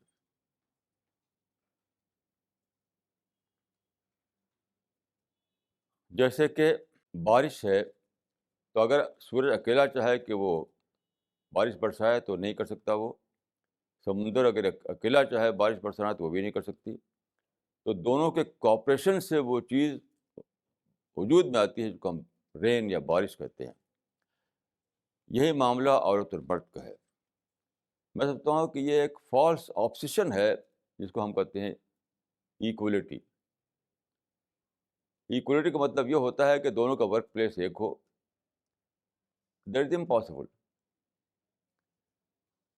بہت جو جو جو جو جو صحیح فارمولہ ہے وہ ہے جو بیس کرتا ہے کوآپریشن پر۔ دونوں ایک دوسرے کے پارٹنر بنیں، دونوں ایک دوسرے کے ساتھ شیئر کریں، دونوں ایک دوسرے کے ساتھ ایڈجسٹ کرتے ہوئے کوآپریشن دیں ایک دوسرے کو، تب وہ کوئی بڑا رول کر سکتے ہیں۔ اسی چیز کو نہ سمجھنے کی وجہ سے عورت سینکڑوں سال سے شو آئٹم بنی ہوئی ہے، شو آئٹم۔ آج کے اس ماڈرن ایج میں بھی عورت ابھی تک شو آئٹم ہے، بس کوئی پازیٹیو رول ابھی بھی نہیں کر پا رہی ہے عورت۔ تو کیا عورت کا مقدر یہی کہ وہ شو آئٹم بنے اور مر جائے؟ تو شو آئٹم تو گڑیا بھی کرتی ہے، جو لوگ بناتے ہیں کارخانوں میں گڑیا، وہ بھی ایک شو آئٹم ہوتا ہے۔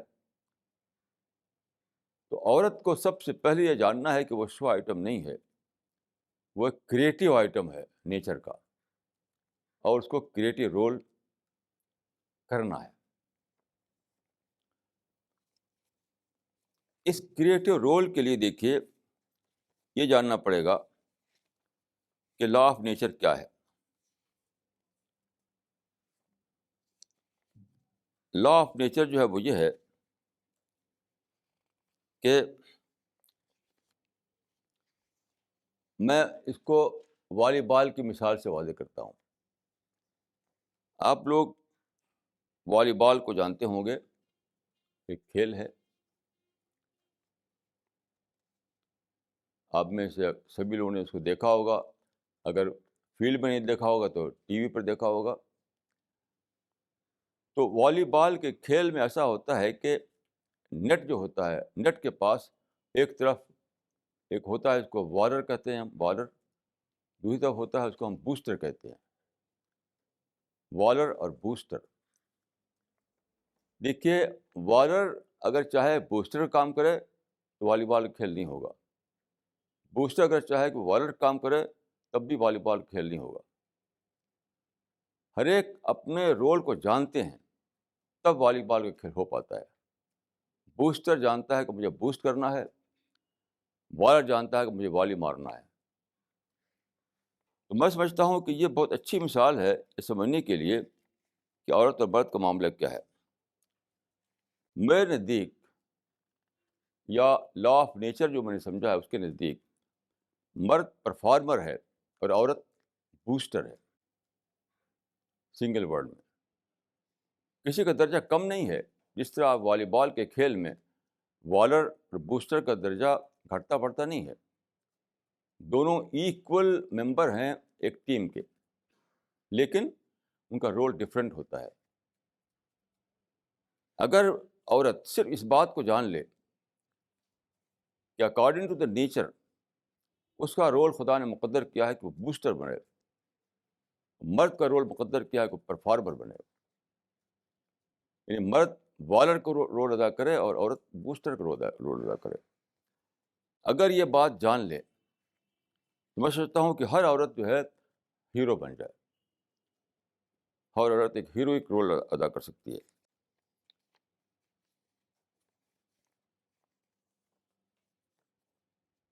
میں یہاں پر ایک مثال دوں گا کہ ایک بات اور عرض کر دوں. ایک ہوتا ہے انڈیویجول کے لیے بوسٹر بننا، ایک ہوتا ہے گروپ کے لیے بوسٹر بننا. جیسے کہ ٹامس الوا ایڈیسن جو سائنٹسٹ تھا، اس کی ماں نینسی ایک انڈیویجول کے لیے بوسٹر بنی. یعنی ایڈیسن کے لیے وہ بوسٹر بنی، یعنی ایک انڈیویجول کے لیے وہ بوسٹر بنی اس کی ماں نینسی. لیکن جب ایک عورت ایک ایجوکیشنل انسٹیٹیوشن میں پڑھاتی ہے، جو بچے اسکولنگ کے لیے آئے ہوئے ہیں ان کو ایجوکیٹ کرتی ہے، تو وہ گروپ کے لیے بوسٹر بنتی ہے. گروپ کے لیے بوسٹر بنتی ہے، ایک جنریشن بناتی ہے، جنریشن. تو ایک انڈیویجول کے لیے بوسٹر بننے کی مثال آپ پاتے ہیں مس نینسی میں، جو ماں تھی ایڈیسن کی. اور ہر وہ لیڈی جو پوری ڈیوٹی کے ساتھ ڈیوٹی کانشیس بن کر کے ایک اسکول میں بچوں کو پڑھا رہی ہے، اس کو ایجوکیٹ کر رہی ہے، وہ پورے گروپ کی بوسٹر ہے. وہ اگلی جنریشن کو آگے بڑھا رہی ہے، بہت بڑا کام کر رہی ہے وہ. تو میں یہ کہہ رہا تھا کہ خدا نے یا کریشن پلان کے مطابق جو رول رکھا گیا ہے وہ یہ ہے کہ مرد پرفارمر بنے اور عورت بوسٹر بنے. اس کو سمجھنے کے لیے یہ حدیث میں یہی بات کہی گئی ہے جو میں نے کہا. وہ یہ حدیث میں آتا ہے کہ خیر و متاع دنیا البرۃ الصالحہ تعین علی دینہ. کسی مرد کے لیے سب سے اچھا ایسٹ ایک بیوی ہے صالحہ مانے ساؤنڈ، ایک ساؤنڈ بیوی. ساؤنڈ کا مطلب ہوتا ہے جو لا آف نیچر کو سمجھ کر کے اس کے مطابق چلنا چاہے، اپنے پوٹینشیل کو جان کر کے اس کو اویل کرنا چاہے، وہ ساؤنڈ وومن ہے. تو حدیث میں بتایا گیا ہے کہ کسی مرد کے لیے سب سے اچھا آسٹ کیا ہے؟ ایک صالح عورت، تعین علی دین ہی، جو ہیلپ فل بنے اس کے دین کے لیے، جو ہیلپ فل بنے اس کے مشن کے لیے، جو ہیلپ فل بنے اس کے جو کام کرنا چاہتا ہے اس کے رہے. تو یہ ہیلپ فل بننا جو ہے توئین مطلب ہیلپ فل بننا. تو ہیلپ فل بننا کیا ہے؟ بوسٹر بننا. اگر آپ لفظ بدلیں تو اس کا مطلب یہ ہوگا کہ سب سے اچھی بیوی وہ ہے جو مرد کو پرفارمر کی جگہ رکھے اور خود اس کی بوسٹر بن جائے. خیر و متاع دنیا المرأۃ الصالحہ تعین علی دینہ. سب سے اچھا ایسٹ کسی کے لیے وہ عورت ہے، وہ بیوی ہے جو اس کے لیے اس کے دین میں مددگار بن جائے، ہیلپ فل بن جائے. دین کو آپ گریٹر سینس میں لیجیے، مشن کے سینس میں. زندگی کے پروگرام کے سلسلے میں، کوئی بڑا کام کرنے کے سلسلے میں، سب چیز دین سے جڑی ہوئی ہے. تو میں سمجھتا ہوں کہ اس حدیث میں اسی چیز کو بتایا گیا ہے جس کو میں نے کہا کہ سب سے اچھی بیوی، سب سے اچھی خاتون وہ ہیں جو اس اسکیم کو مانیں کہ مرد کا رول پرفارمر بننا ہے اور میرا رول بوسٹر بننا ہے.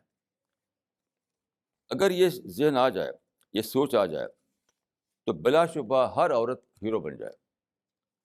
کیونکہ اکیلے ابھی جو جینڈر ایکولیٹی جو کانسیپٹ ہے اس میں ہر عورت اکیلے ہی ہیرو بننا چاہتی ہے، اکیلے ہیروئک کام کرنا چاہتی ہے. تو وہ تو پاسبل نہیں ہے، وہ تو پاسبل نہیں ہے. میں آپ کو اسلام کی ہسٹری کی ایک مثال دیتا ہوں اس بات کو سمجھنے کے لیے. قرآن میں ہے وَوَجَدَكَ عَائِلًا فَأَغْنَىٰ، رسول اللہ کے بارے میں کہ ہم نے پایا تم کو محتاج تو ہم نے تم کو غنی کر دیا. میں سمجھتا ہوں کہ آیت کا مطلب یہی ہے کہ اس آیت کے بارے میں حدیثوں میں، اس میں تفسیر میں آتا ہے کمنٹری میں، اس سے مراد ہے خدیجہ، آپ کی فرسٹ وائف جو تھی. خدیجہ سے آپ نے شادی کی تھی جبکہ خدیجہ کی عمر 40 ایئرس تھی اور آپ کی 25 ایئرس تھی. تو خدیجہ بہت ہی انٹیلیجنٹ لیڈی تھی. وہ ان کے یہاں تجارت ہوتی تھی، ان کے پاس پیسہ بھی تھا، اور بہت ہی ساؤنڈ لیڈی آپ کہہ سکتے ہیں ان کو. تو وہ سچ مچ بوسٹر بن گئی رسول اللہ کے لیے. وہ کیسے؟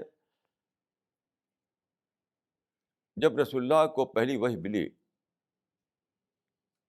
جب وہ کہ کیو میں تھے، یعنی ہیرا ماؤنٹین کے کیو میں تھے، تو پہلا ایکسپیرئنس جو ہوا کہ فرشتہ آتا ہے اور ریویل کرتا ہے قرآن کے کچھ حصے، تو پہلا ایکسپیرئنس جو تھا بہت ہی آپ کے لیے گھبرانے والا بن گیا. آپ گھبرائے ہوئے آئے گھر میں.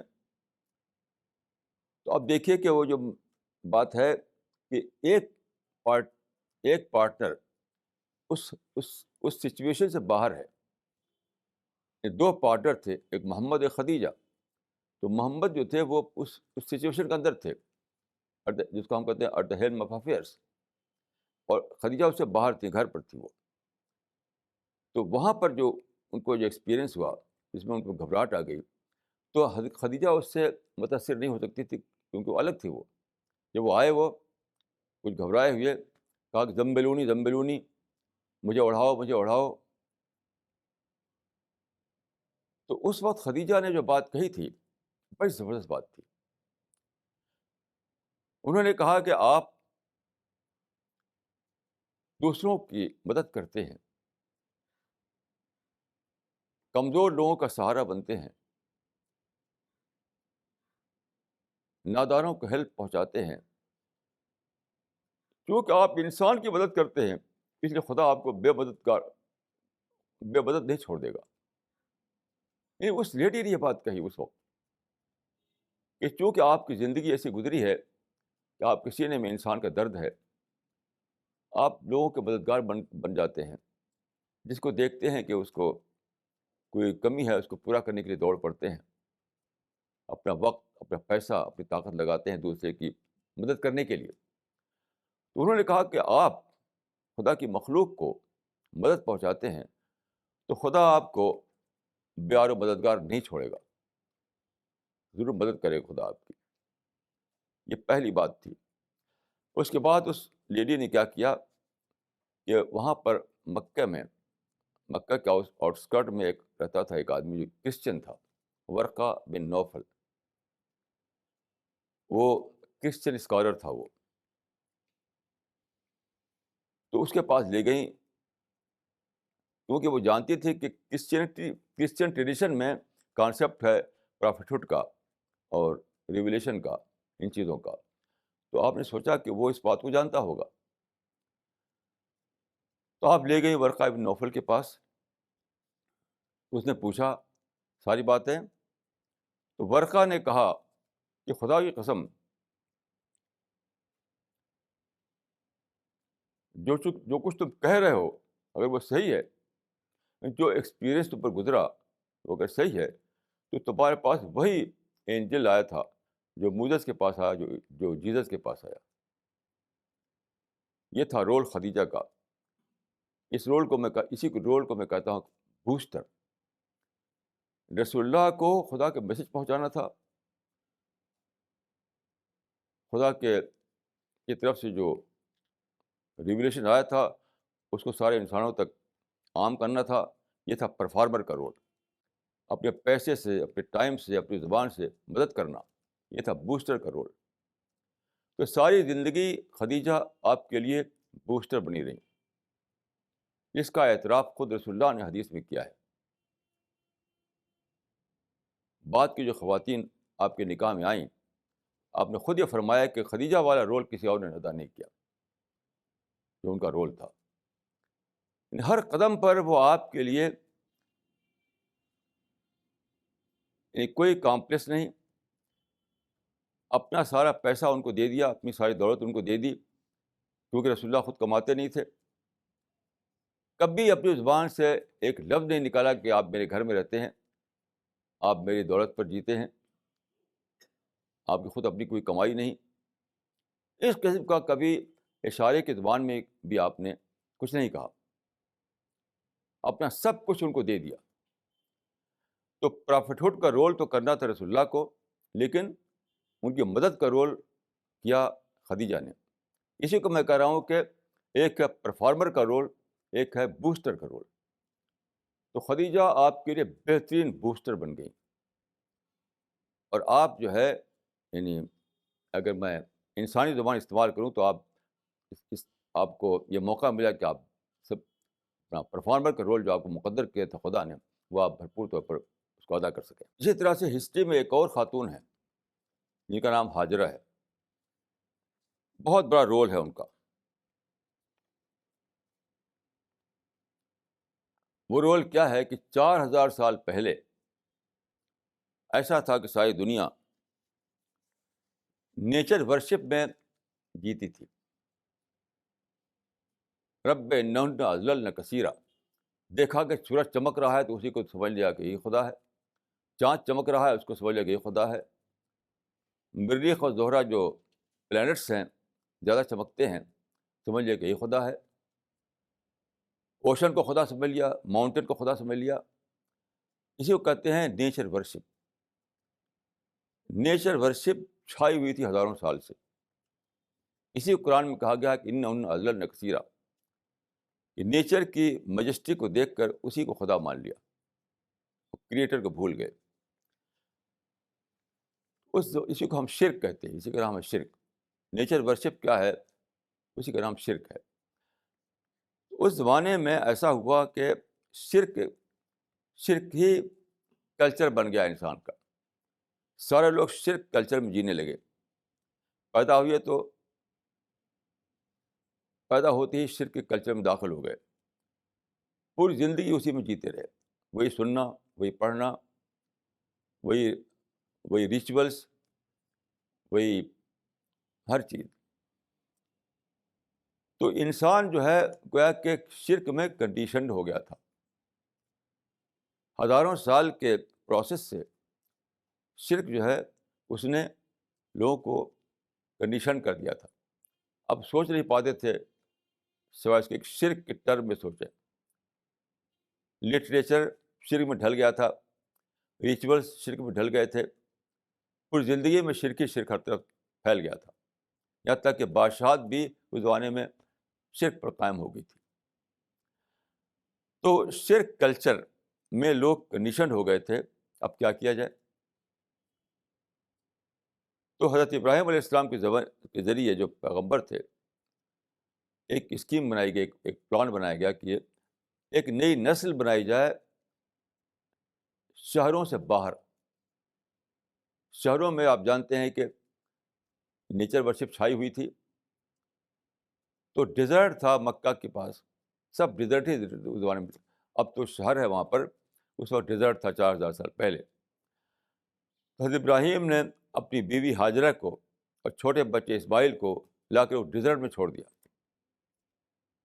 ایک نئی نسل بنانے کے لیے، سٹی سے دور، شرک کلچر سے دور، نیچر ورشپ کے ماحول سے دور، تاکہ ان کی کنڈیشننگ نہ ہونے پائے اور بغیر کنڈیشننگ کے وہ وہاں پر بنے. تو روایات میں آتا ہے کہ جب حضرت ابراہیم نے وہاں چھوڑا حاجرہ کو اور اسماعیل کو اور خود جانے لگے وہاں چھوڑ کر کے، تو حاجرہ سے پوچھا کہ ہم کو یہاں چھوڑ کر کہاں جا رہے ہیں؟ اس ڈیزرٹ میں ہم کو چھوڑ کر کہاں جا رہے ہیں؟ یہاں تو کچھ بھی نہیں. تو کئی بار انہوں نے کہا اور حضرت ابراہیم نے کوئی جواب نہیں دیا. پھر آخر میں انہوں نے کہا کہ کیا آپ کو خدا نے ایسا کرنے کا حکم دیا ہے؟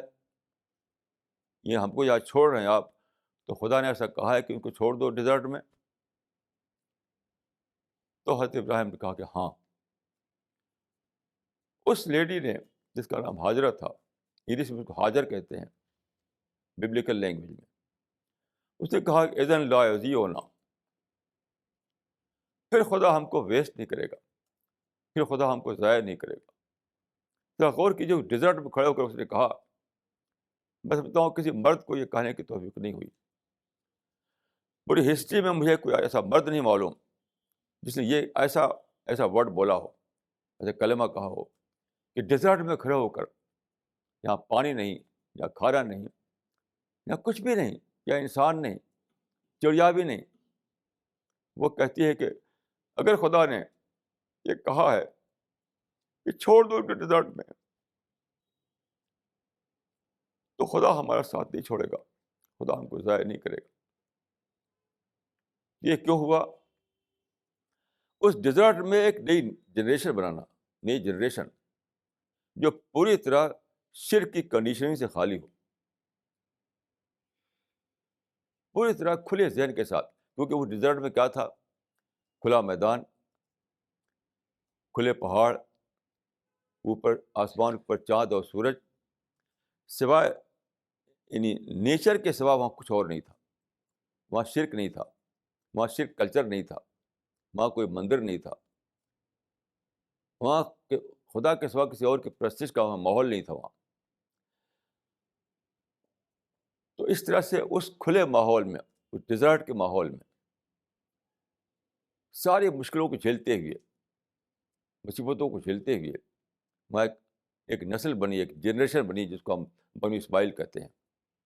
وہ پوری طرح شرک کی کنڈیشننگ سے خالی تھی.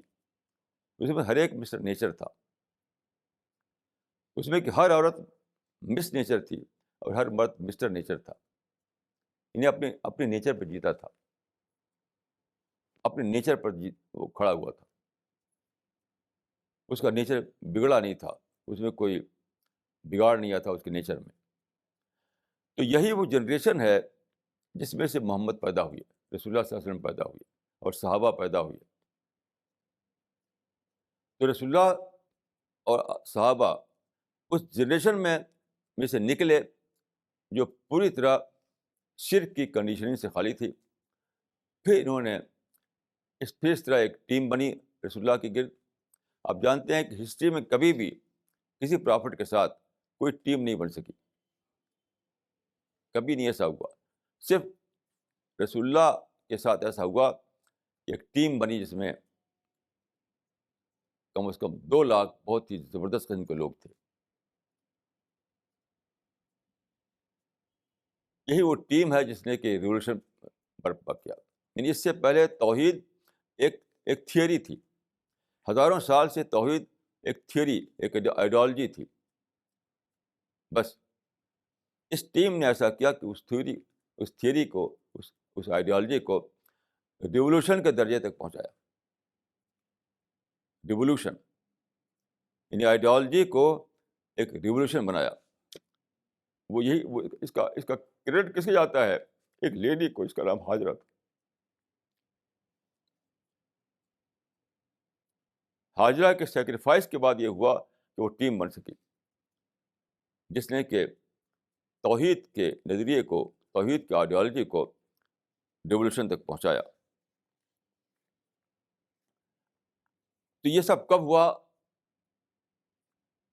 جب کہ عورت نے اس حقیقت کو جانا کہ مرد کا کام پرفارمر بننا ہے، میرا کام بوسٹر بننا ہے. میں سمجھتا ہوں کہ کسی عورت کو بھی آج بھی اگر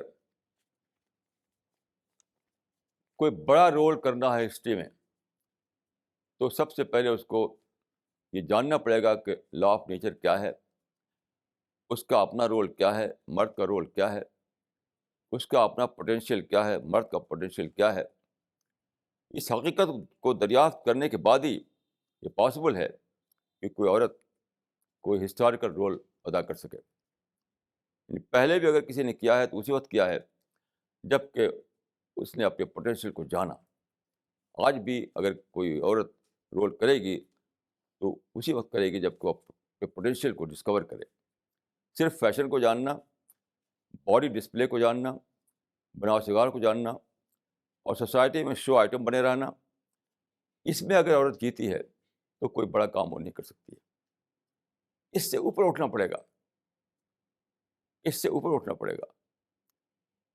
اور ہسٹری میں وہی عورتیں بڑا رول کر پائی ہیں جو اس سے اوپر اٹھی ہیں.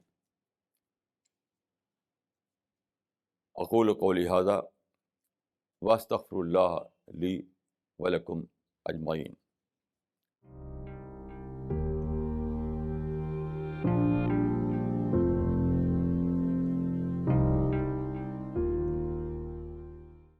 The first question is from Sadia Khan. Why are actors and actresses not hypocrites as compared to intellectuals? ہاں، یہ بہت اچھا کویشچن ہے. میں بھی اس پہ سوچتا رہا ہوں کہ کیوں ہپوکریٹ نہیں ہوتے وہ لوگ. میں ریڈیو سنتا ہوں، ٹی وی تو دیکھتا نہیں ہے میں. تو ریڈیو پر اکثر میں سوئی گھماتا تو مجھے ملانا نہیں آتا، تو مجھے ہر بار سوئی گھمانی پڑتی ہے ادھر ادھر. تو کہیں نہ کہیں مل جاتا ہے، وہ کوئی ایکٹر بول رہی ہے، کوئی ایکٹریس بول رہا ہے. تو کبھی بھی وہ لوگ جہاں تک میں نے پایا ہے ڈبل ٹاک نہیں کرتے. اس کی وجہ میرے خیال سے یہ ہے کہ انٹلیکچوئلس کا پروفیشن جو ہے وہ الگ ہے، ان کا پروفیشن الگ ہے. ان کا پروفیشن ہے انٹرٹینمنٹ،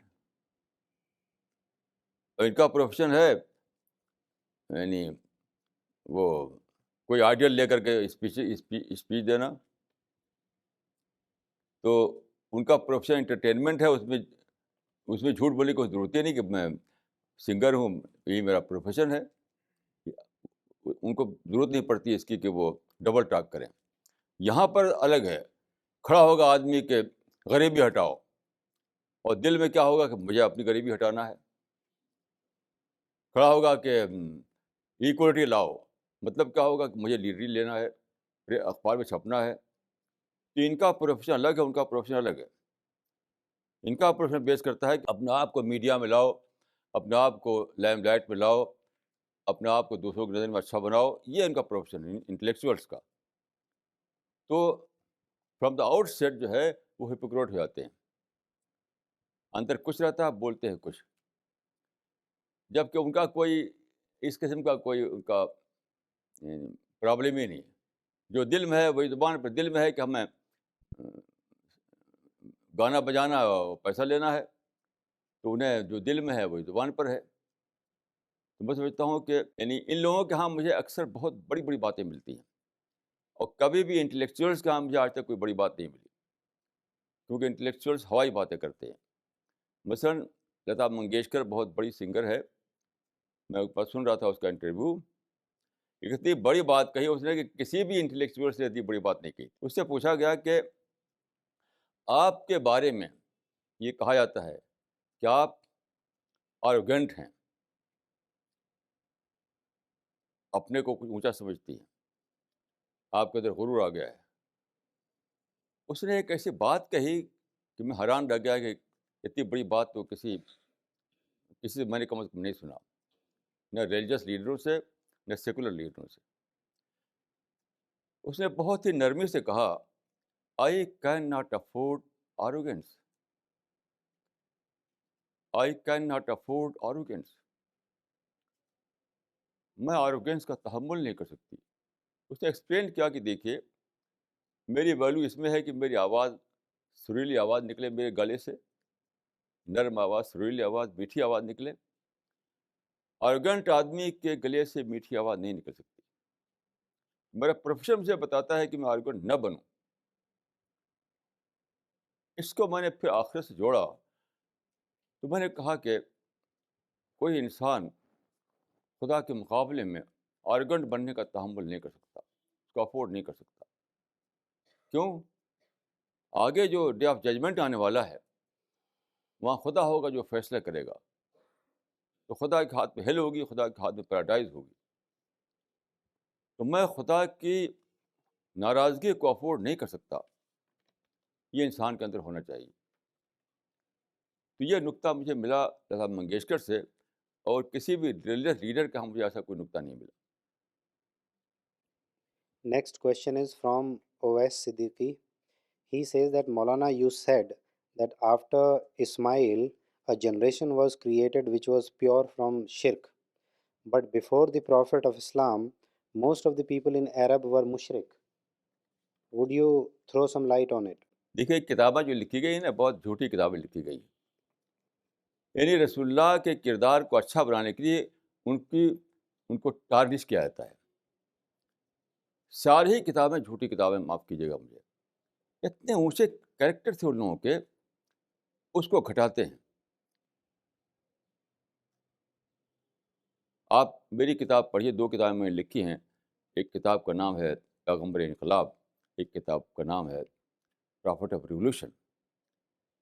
جیسے مثال کے طور پر ساری کتابوں میں پڑھیں گے آپ کہ وہ اپنی لڑکیوں کو زندہ دفن کر دیتے تھے. یہ ایک جھوٹی بات ہے.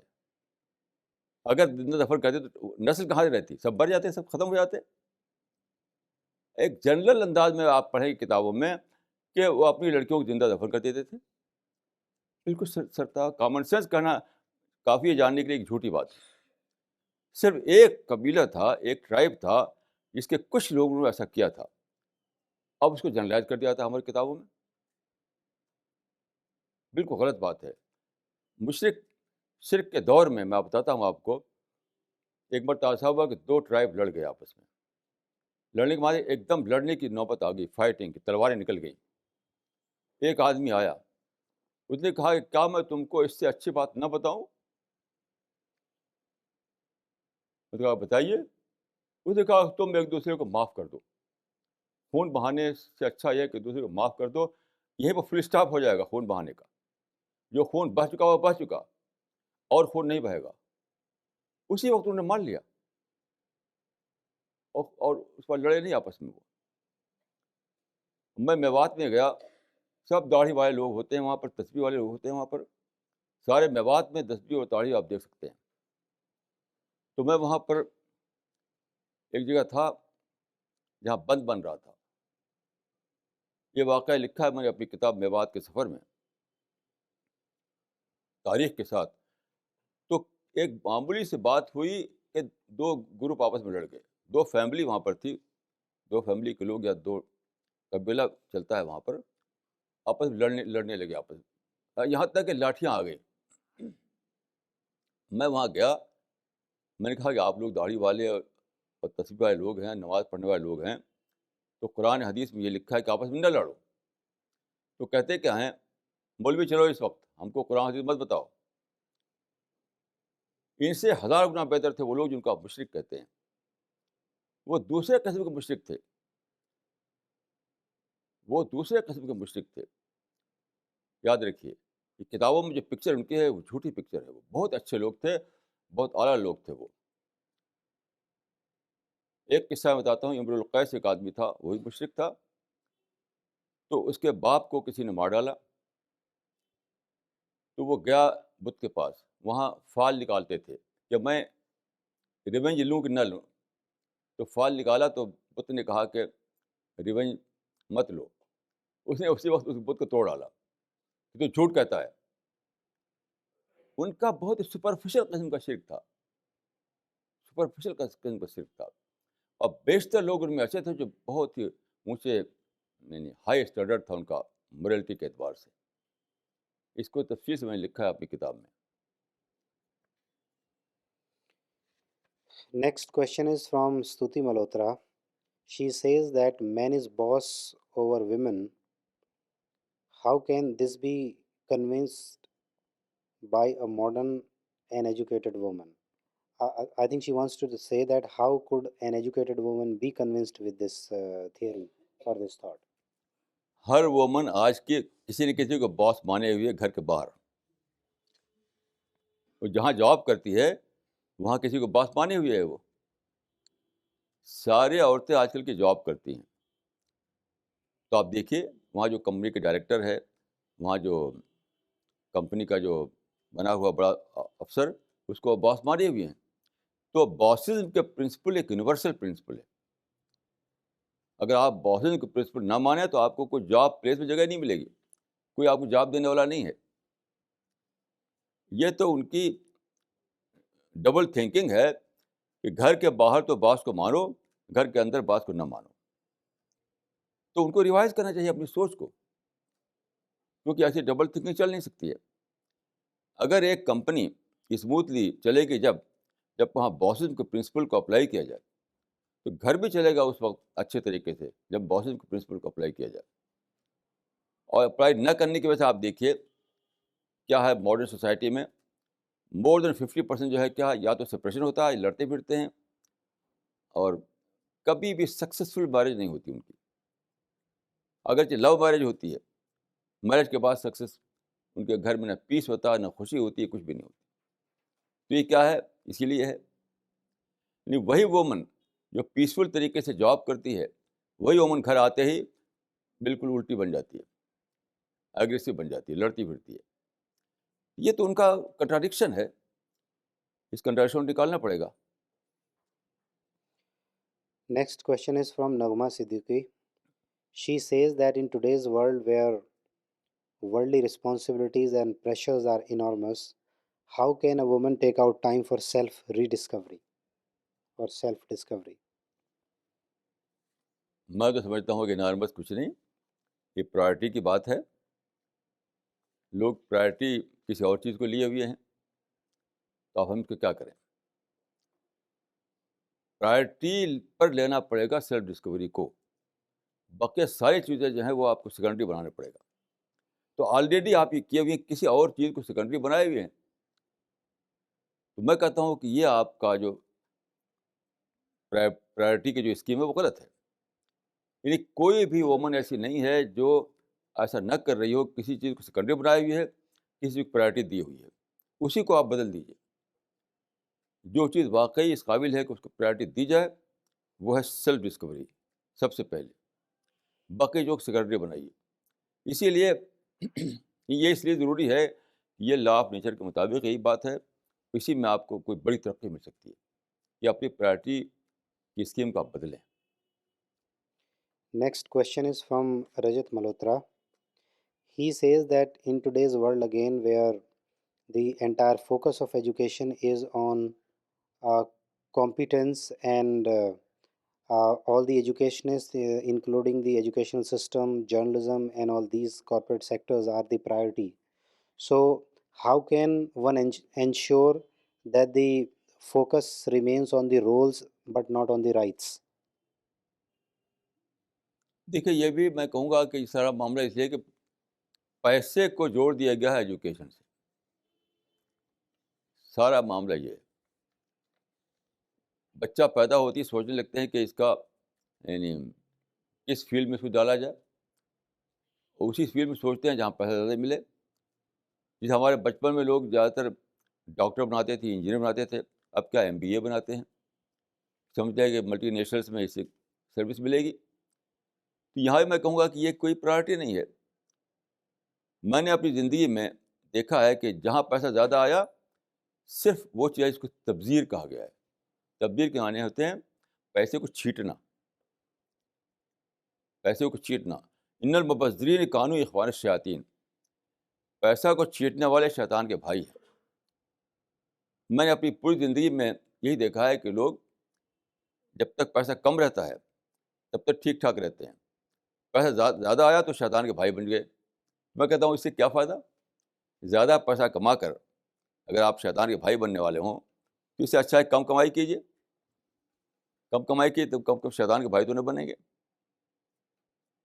یعنی شاپنگ لسٹ بڑھتی ہے، صرف لگژری آئٹم بڑھتے ہیں، صرف آؤٹنگ بڑھتی ہے.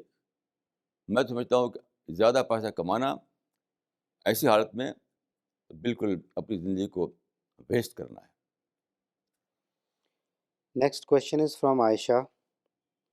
She says that according to you, getting married and having children uh, are termed as breaks in woman's history.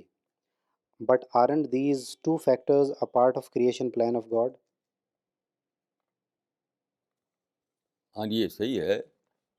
اصل میں جس چیز میں ایمفیسس دے رہا تھا وہ خود بچہ نہیں ہے، بلکہ لوگوں کا اننیسیسری اٹیچمنٹ بچے کے ساتھ. یہ ہے، بچہ ہمیشہ پیدا ہوتا تھا. پہلے زمانے میں ہمارے بچپن تک بچہ جو ہے فوکس آف اٹریکشن نہیں بنا رہتا تھا. آج جو بچے کے ساتھ کوئی سوچتا ہی نہیں کچھ. یہاں دلی میں ایک صاحب ہیں جو بزنس کرتے ہیں، تو ہماری بیٹی تھی، ان کے وہ کلاس فیلو تھی ان کی بیٹی. تو اس نے بتایا کہ اس کے فادر نے کہا اپنی بیٹی سے کہ تم ہی لوگوں کے لیے تو کماتے ہیں. یہ کوئی نظریہ ہے؟ اس زمانے میں جب پیسہ بڑھ گیا، آئٹم بڑھ گئے، تب ایسا ہوا ہے کہ لوگوں نے بیٹی کو اپنا دیوتا بنا لیا. حدیث میں آتا ہے کہ ایک زمانہ آئے گا ان تلد الامۃ ربتہا، ایک زمانہ آئے گا جب کہ لوگ اپنے بیٹے ہی کو اپنا معبود بنا لیں گے، رب بنا لیں گے. ان تلد الامۃ ربتہا. یہاں دلی میں ایک صاحب تھے، بیچارے کا انتقال ہو گیا. ان کے ماں بہت پیسہ کمایا انہوں نے، تو ان کی ماں کہا کرتی تھی کہ ہائے میرے بیٹے کی دولت کون لے گا. ان کی اولاد نہیں ہوئی تھی. ان کا جو بیٹا تھا پیسہ کمایا اس نے، لیکن اولاد نہیں تھی. تو وہ کہا کرتی ہائے میرے بیٹے کی دولت کون لے گا. پہلے دولت اتنی ہوتی نہیں تھی، اس لیے بیٹا پرستی بھی زیادہ نہیں تھی. ہمارے بچپن میں دولت بہت ہی کم ہوتی تھی. ایگریکلچر پر بیس کرتی تھی اکانومی. جب تک اکانومی ایگریکلچر پر بیس کرتی تھی، صرف بادشاہوں کے پاس پیسہ ہوتا تھا، راجا نواب کے پاس پیسہ ہوتا تھا، لینڈ لارڈ کے پاس پیسہ ہوتا تھا. اب تو ہر ایک کے پاس پیسہ ہے.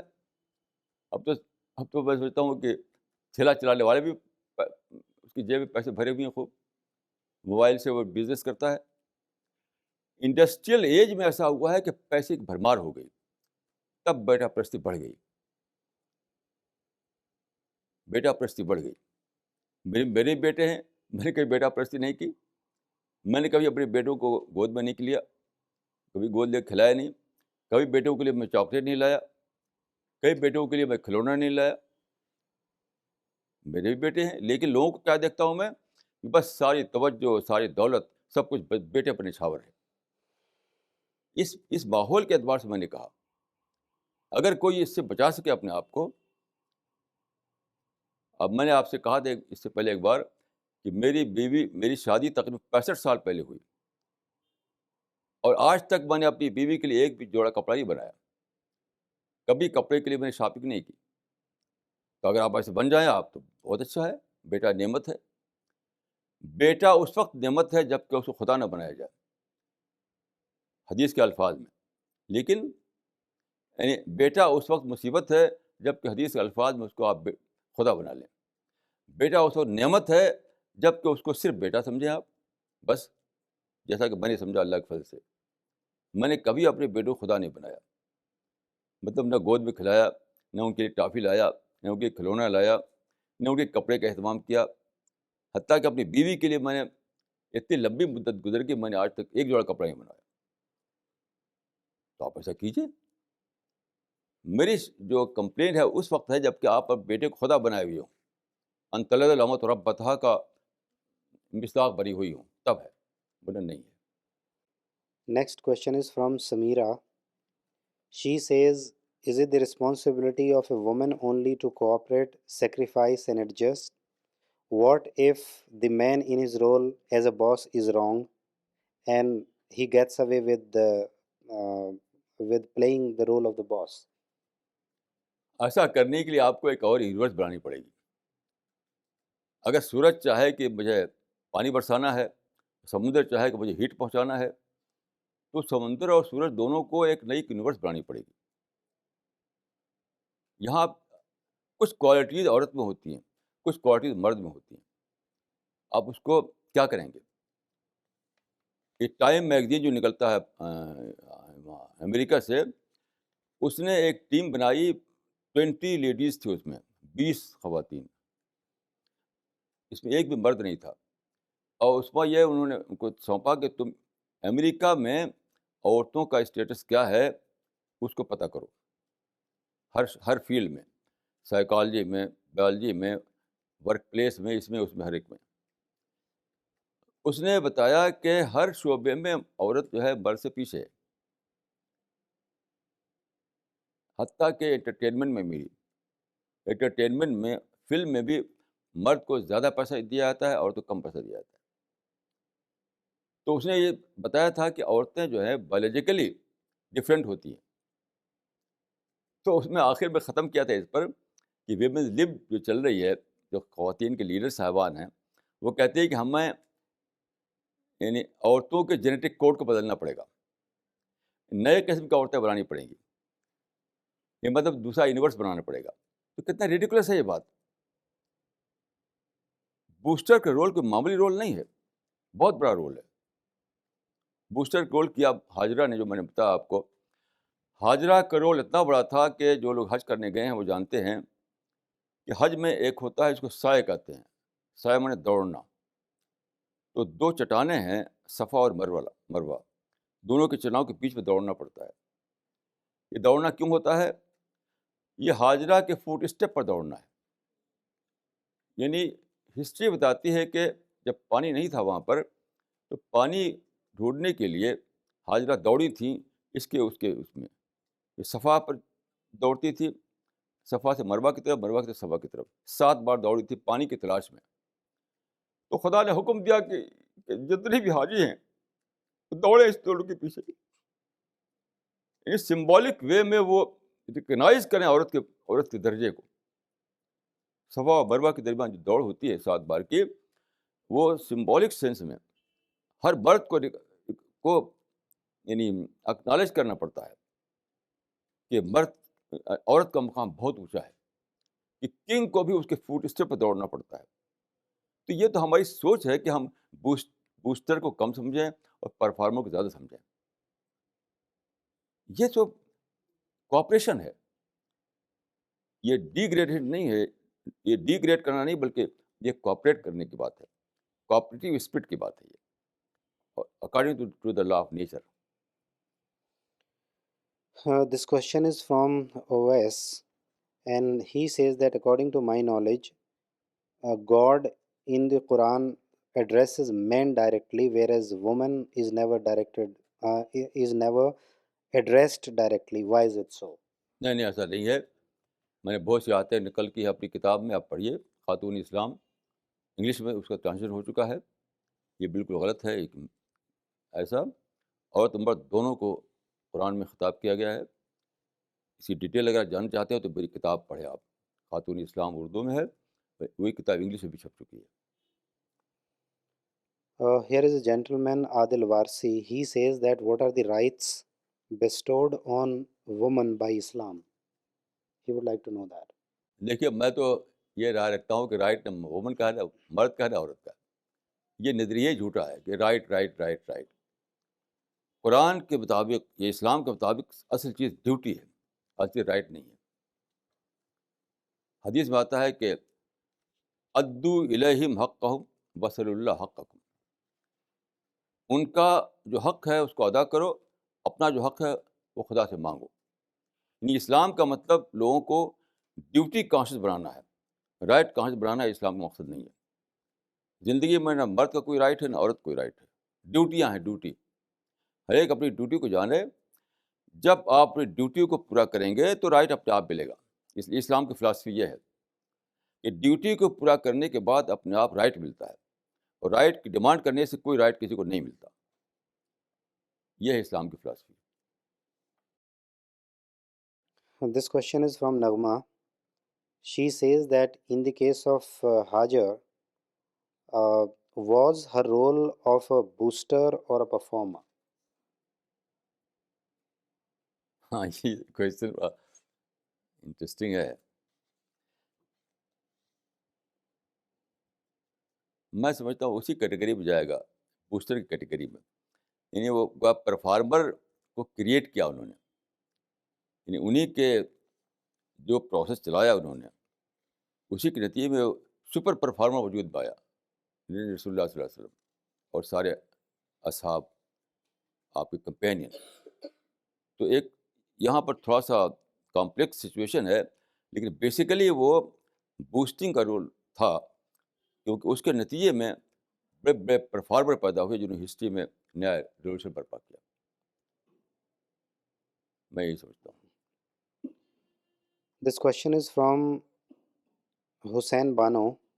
She says that in the situation when men and women are earning and contributing to the economy of the house, what are the rights and facilities that a woman should expect in this case? دیکھیے اسلام کے مطابق یعنی شادی کے بعد عورت پر گھر چلانے کی ذمہ داری نہیں ہے, صرف مرد کے اوپر ہے. اگر دونوں کماتے ہیں تو اسلام عورت کو یہ رائٹ دیتا ہے کہ وہ اپنے پیسے کو کہیں سیو کرے, سیونگ بینک میں ڈال دے. مرد اسے نہیں کہہ سکتا کہ تم کو بھی شیئر کرنا پڑے گا گھر کے خرچ میں. اسلام کے مطابق مرد کو خود ذمہ داری لینی پڑے گی گھر کے خرچ کی. اگر والنٹریلی عورت اس میں شیئر کرے تو ٹھیک ہے, کر سکتی ہے وہ, لیکن یعنی اس پر کوئی کمپلشن نہیں ہے. My question is, while I understand that women changes after a child is born as he becomes her epicenter, but Maulana, don't you think that a child provides a woman a ventilator for her to let out her emotions? As prior to her becoming a mother, her emotions are dispersed everywhere, and after child is born, she gets concentrated on one. Hence, she becomes more creative. نہیں, یہ صحیح نہیں creative بنتی ہے وہ, یہ کہے کہ پیمپرنگ کرنے والی بنتی ہے. دیکھیے اس میں بیسک بات یہ کہوں گا کہ یہ کوئی نیچر کی اسکیم نہیں ہے. کیوں؟ وہی بیٹا, وہی بیٹی جس کو آج آپ سمجھتے ہیں کہ ہمیں ایموشنس کا فوکس مل رہا ہے ہمیں, تو وہ ٹوٹ جاتا ہے. کیونکہ جب اس کے بچے ہوتے ہیں تو وہ ماں باپ کو چھوڑ دیتا ہے, پھر اپنے بچوں کی طرف ڈائیورٹ ہو جاتا ہے اس کی توجہ. اب ماں باپ کو شکایت ہوتی ہے. میں زندگی بھر دیکھتا رہا ہوں کہ ماں باپ اپنے جن بچوں کے لیے اپنی زندگی لگا دیتے ہیں, وہی بچے جب خود ماں باپ بنتے ہیں تو ان کو اپنے بچوں کی فکر ہو جاتی ہے اور ماں باپ کو شکایت ہوتی ہے. دکھانے کہ بہت ٹیمپریری ہے, یہ بہت ٹیمپریری فیز ہے یہ. تو کیا اس اتنی ٹیمپریری فیز کے لیے نیچر جو ہے کہے گی انہیں کو اپنا سب کچھ بنا لو؟ ایسا کہہ سکتی ہے ایپی سینٹر بنا لو ان کو؟ نیچر ایسا نہیں کہہ سکتی. کسی ٹیمپریری فیز کے لیے نیچر کبھی ایسا نہیں کر سکتی. آپ کو ایک پرماننٹ ٹارگیٹ ڈھونڈنا پڑے گا, ایسا ٹارگیٹ جو کبھی ختم نہ ہو, پرماننٹ ٹارگیٹ, تب آپ کوئی بڑا کام کر سکیں گے. وہ ٹارگیٹ جو ختم ہو جائے, آپ کے بس بھی یہ نہیں ہے کہ بچے کی جب شادی ہو ان کے خود بھی اپنے بچے پیدا ہو جائیں تو ان کو ان سے دلچسپی نہ ہو, ضرور ہوگی, اور پھر ان کی اپنے ماں باپ سے گھٹ جائے گی. اب ماں باپ کو شکایت ہوگی. اسی تو ساس بہو کا پرابلم پیدا ہوا ہر جگہ, ہر گھر میں, کہ ساس بہو جو ہے ایڈجسٹ نہیں کر پاتی اس کو کہ میرے بیٹے کی توجہ اپنے بیٹوں کی طرف چلی گئی, تو اس سے جھگڑے پیدا ہوتے ہیں. تو یہ کوئی, میں نہیں سمجھتا کہ کوئی ریئلسٹک بات ہے. Maulana, the second part of my question is that can you give examples from Prophet's life that how was he different in parenting his own children as opposed to the parents of today? Prophet کے بیٹا تو تھا نہیں, بیٹیاں جو کچھ بیٹیاں تھیں, تو ایسی ہی گرتی پڑتی ان کی زندگی رہی. کسی بیٹی کی کوئی زندگی نہیں, نہ رہنے کو گھر ملا انہیں, مصیبت کی زندگی کاٹی انہوں نے. مثال کے طور پر فاطمہ جو تھی, جو بہت زیادہ کہا جاتا ہے کہ بہت آپ کی چہیتی بیٹی تھی. میں اس کو نہیں مانتا کہ چہیتی کا لفظ استعمال کیا جائے, لیکن لوگ کہتے ہیں ایسا. تو فاطمہ کی زندگی کیا تھی؟ شادی کے بعد آپ نے شادی کر دی ان کی علی کے ساتھ، جن کا کوئی چیز نہیں تھی. مطلب اس زمانے میں باغ ہوا کرتا تھا، ان کے پاس کوئی باغ نہیں تھا، کوئی پراپرٹی نہیں تھی. تو فاطمہ جاتی تھیں کھجور کے باغ میں، جو اوپر سے کھجور گرتی تھی اس کو چننے کے لیے، ایک گٹھلی لاتی تھی، گٹھلی کو پیستی تھی، پیس کر کے اس کا آٹا بناتی تھی، اور باہر جا کر پانی لاتی تھی مشک لے کر کے. تو یہ سب کرتے ہوئے ان کے ہاتھ میں چھالے پڑ گئے، تھک جاتی تھی. تو گئیں ایک دن رسول اللہ کے پاس کہ ہمیں ایک سرونٹ دے دیجیے، تو دیر تک کھڑی رہی، سرونٹ دے دی. تو آخر میں رسول اللہ نے کہا کہ کیا میں تم کو اس سے اچھی چیز نہ بتاؤں، سرونٹ سے اچھی چیز؟ تو کہا وہ کیا؟ تو آپ نے کہا کہ سبحان اللہ، الحمدللہ، اللہ اکبر پڑھا کرو. آج کل جس کو مسلمان تسبیح فاطمہ کہتے ہیں، وہ سب مسلمان جھوٹے ہیں، معاف کیجیے گا. کیوں؟ تسبیح فاطمہ میں اس کو الگ کر کے نہیں دیکھ سکتے آپ، کہ بیٹی کو سرونٹ نہ دے کر کے تسبیح فاطمہ دینا. یہاں کیا ہے کہ بیٹی کو تو خوب دیتے ہیں جہیز میں اور یہاں وہاں، بیٹی کو لگژری سامان سے لاد دیتے ہیں، تب تسبیح فاطمہ کر رہے ہیں بیٹھ کر کے. تو آپ تسبیح فاطمہ کا ریفرنس نہ دیجیے کہ بیٹی کو سرونٹ نہیں دیا، بیٹی کو گھر نہیں دیا، بیٹی کو کوئی لگژریس آئٹم نہیں دیا، کوئی کمفرٹ نہیں دیا. وہ کہا کیا کہ تم یہ پڑھ لیا کرو 33 بار 34 بار، کل ملا کر 100 بار، سبحان اللہ، الحمدللہ، اللہ اکبر. تو یہ تھا رسول اللہ کا طریقہ. This question is from Farida Khanum. She says, can a woman play her role guided by her own nature, or she needs an external guide? How is it possible to provide this guidance to all the women? دیکھیے یہ بات partly صحیح ہے، کیونکہ nature ہر ایک میں ہوتا ہے اور نیچر سے گائیڈنس ملتی ہے. لیکن نہ مرد نہ عورت کوئی بھی صرف نیچر کو فالو کر کے رائٹ پاتھ کو نہیں پا سکتے. دونوں کو کیا کرنا پڑتا ہے؟ دونوں کو یعنی قرآن پڑھنا ہوگا، حدیث پڑھنا ہوگا، لوگوں سے ڈسکشن کرنا ہوگا، ڈائلاگ کرنا ہوگا، ایکسچینج کرنا ہوگا، تب جا کر کھلے گا کہ رائٹ پاتھ کیا ہے. صرف اپنی نیچر ہی کو ریڈ کر کے کوئی رائٹ پاتھ کو پا لے تو یہ نہ مرد کے لیے پاسبل ہے نہ عورت کے لیے پاسبل ہے. یہ ایک پروسیس ہے جو چلتا ہے اسٹڈی سے، ایکسچینج سے، ڈسکشن سے، انٹریکشن سے، تب جا کر آدمی کھلتا ہے کہ رائٹ پاتھ کیا ہے. تو یہ بات میرے نزدیک دونوں کے لیے صحیح ہے. The concept explained by you is very, very correct. And no one can deny that men and women, they are different and they have to play different roles. But how it is put into practice is a big question. The problems, in my opinion, arise because of the practicing in a wrong way. Like men as a boss, fine. But there can be an authoritarian boss and there can be a democratic boss. Now, understanding everybody's role, understanding women, that's very important. If you are a boss, you have to take care of everything.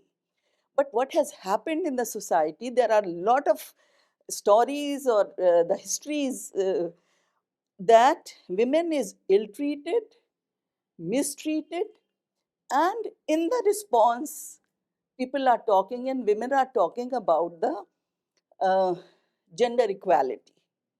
And gender equality does not mean exactly everything the same, but they should not be mistreated.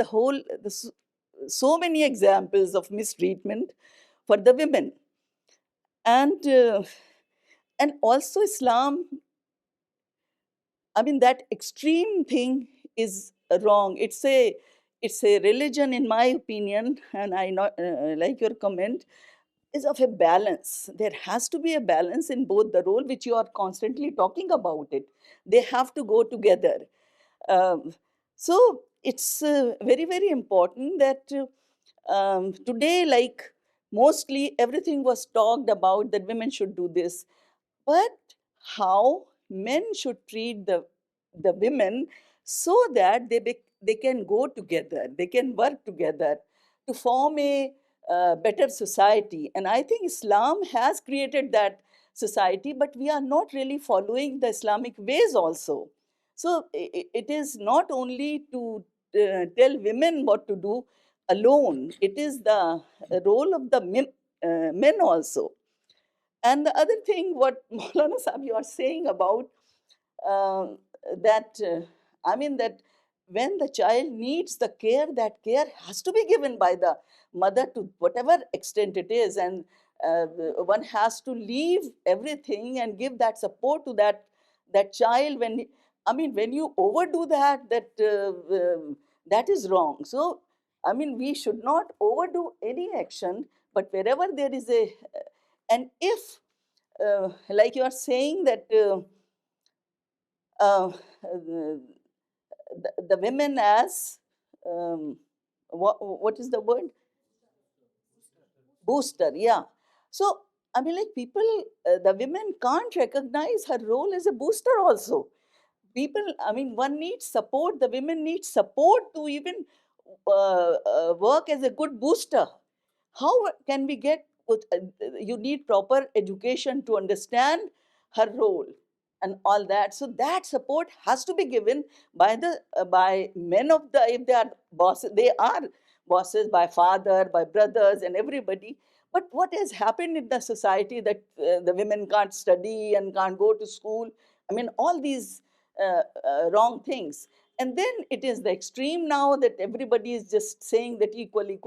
So a mature mind, men's mature mind or women's mature mind, will play the fine role and understand there. So we all have to understand the position of Islam, position of women is in Islam, and then have to work accordingly. For that, men's support to women, men's support to children, whenever they are young, I mean, they don't have to be conditioned about it.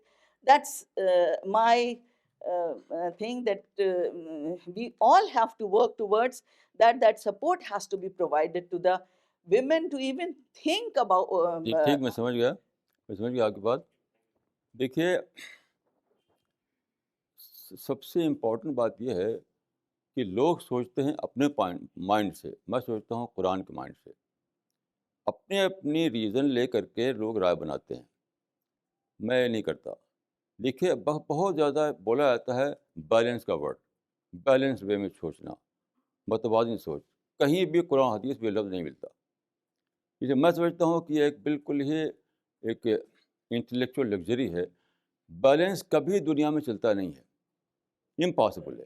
یہ خوبصورت word ہے جو اکثر بولا جاتا ہے ایک beautiful speech دینے کے لیے. اصل چیز جو ہے وہ ہے, جو بیسک فارمولہ ہے وہ ٹیسٹ. یعنی خدا نے ہر انسان کو ٹیسٹ پر رکھا ہے. یہ ارریلیونٹ بات ہے کہ بیلنس میں ہے کہ نہیں بیلنس میں ہے, وہ پرفارمر ہے کہ بوسٹر ہے, ہر ایک کو ٹیسٹ پر رکھ رکھا ہے خدا نے. میں آپ کو مثال دیتا ہوں کہ رسول اللہ کے بعد رسول اللہ نے کہا تھا لا فضل لعربین علی عربین, ایک کو دوسرے پر کوئی فضیلت نہیں ہے. لوگ اس کو پیش کرتے ہیں بیلنس وے میں سوچنا. بیلنس وے میں نہیں سوچنا. یہ کیوں؟ رسول اللہ کے بعد یہ سوال آیا کہ خلیفہ کس کو بنایا جائے, تو حضرت ابوبکر نے کہا کہ رسول اللہ نے کہا تھا کہ الائمۃ من قریش, قریش میں سے بنے گا خلیفہ, قریش میں سے بنے گا حاکم. تو یہ کہاں ہے وہ بیلنس وے میں سوچنا؟ یعنی آپ نے دوسرے ٹرائبس کو الگ کر دیا اور قریش سے کہا قریش میں خلیفہ بنانا. تو میں سمجھتا ہوں کہ یہ ایک خوبصورت ورڈ ضرور ہے بیلنس, لیکن یہ کوئی قرآن حدیث میں اس کی اصل نہیں ہے. اس کی اصل چیز ہے کہ پریکٹیکل ریئلٹیز کیا ہے اس کو دیکھنا, لا آف نیچر کیا ہے اس کو دیکھنا, کریشن پلان کیا ہے اس کو دیکھنا, اور ٹیسٹ کے اعتبار سے میری ڈیوٹی کیا ہے اس کو دیکھنا. تو جب تک آپ سنسیئر نہ ہوں تب تک آپ اس کو سمجھ نہیں سکتے. سنسیئرٹی از دا مسٹ. اسی لیے پہلی آیت میں قرآن مجید میں ہے ہدی للمتقین, یعنی گائیڈنس ہے قرآن ان لوگوں کے لیے جن کے اندر سنسیئرٹی ہو.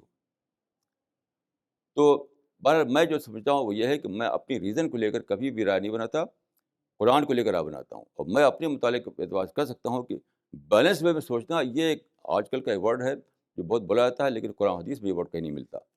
جو ملتا ہے وہ وہی ہے کہ کیشن پلان کر کے سوچو، لا آف نیچر کو لے کر سوچو، ٹیسٹ کے لے کر سوچو، تم خدا کے اکاؤنٹیبل ہو اس کے لیے لے کر سوچو. تب تمہارے مائنڈ میں آئے گی سنسیریٹی، تب تم کنٹروسائز بنو گے، تم ایگولیس بنو گے، تو پھر نہایت آسانی سے تم کو دکھائی پڑ جائے کہ مجھے میری ڈیوٹی کیا ہے، مجھے کیا کرنا چاہیے. یہ میں نے سمجھا قرآن حدیث سے.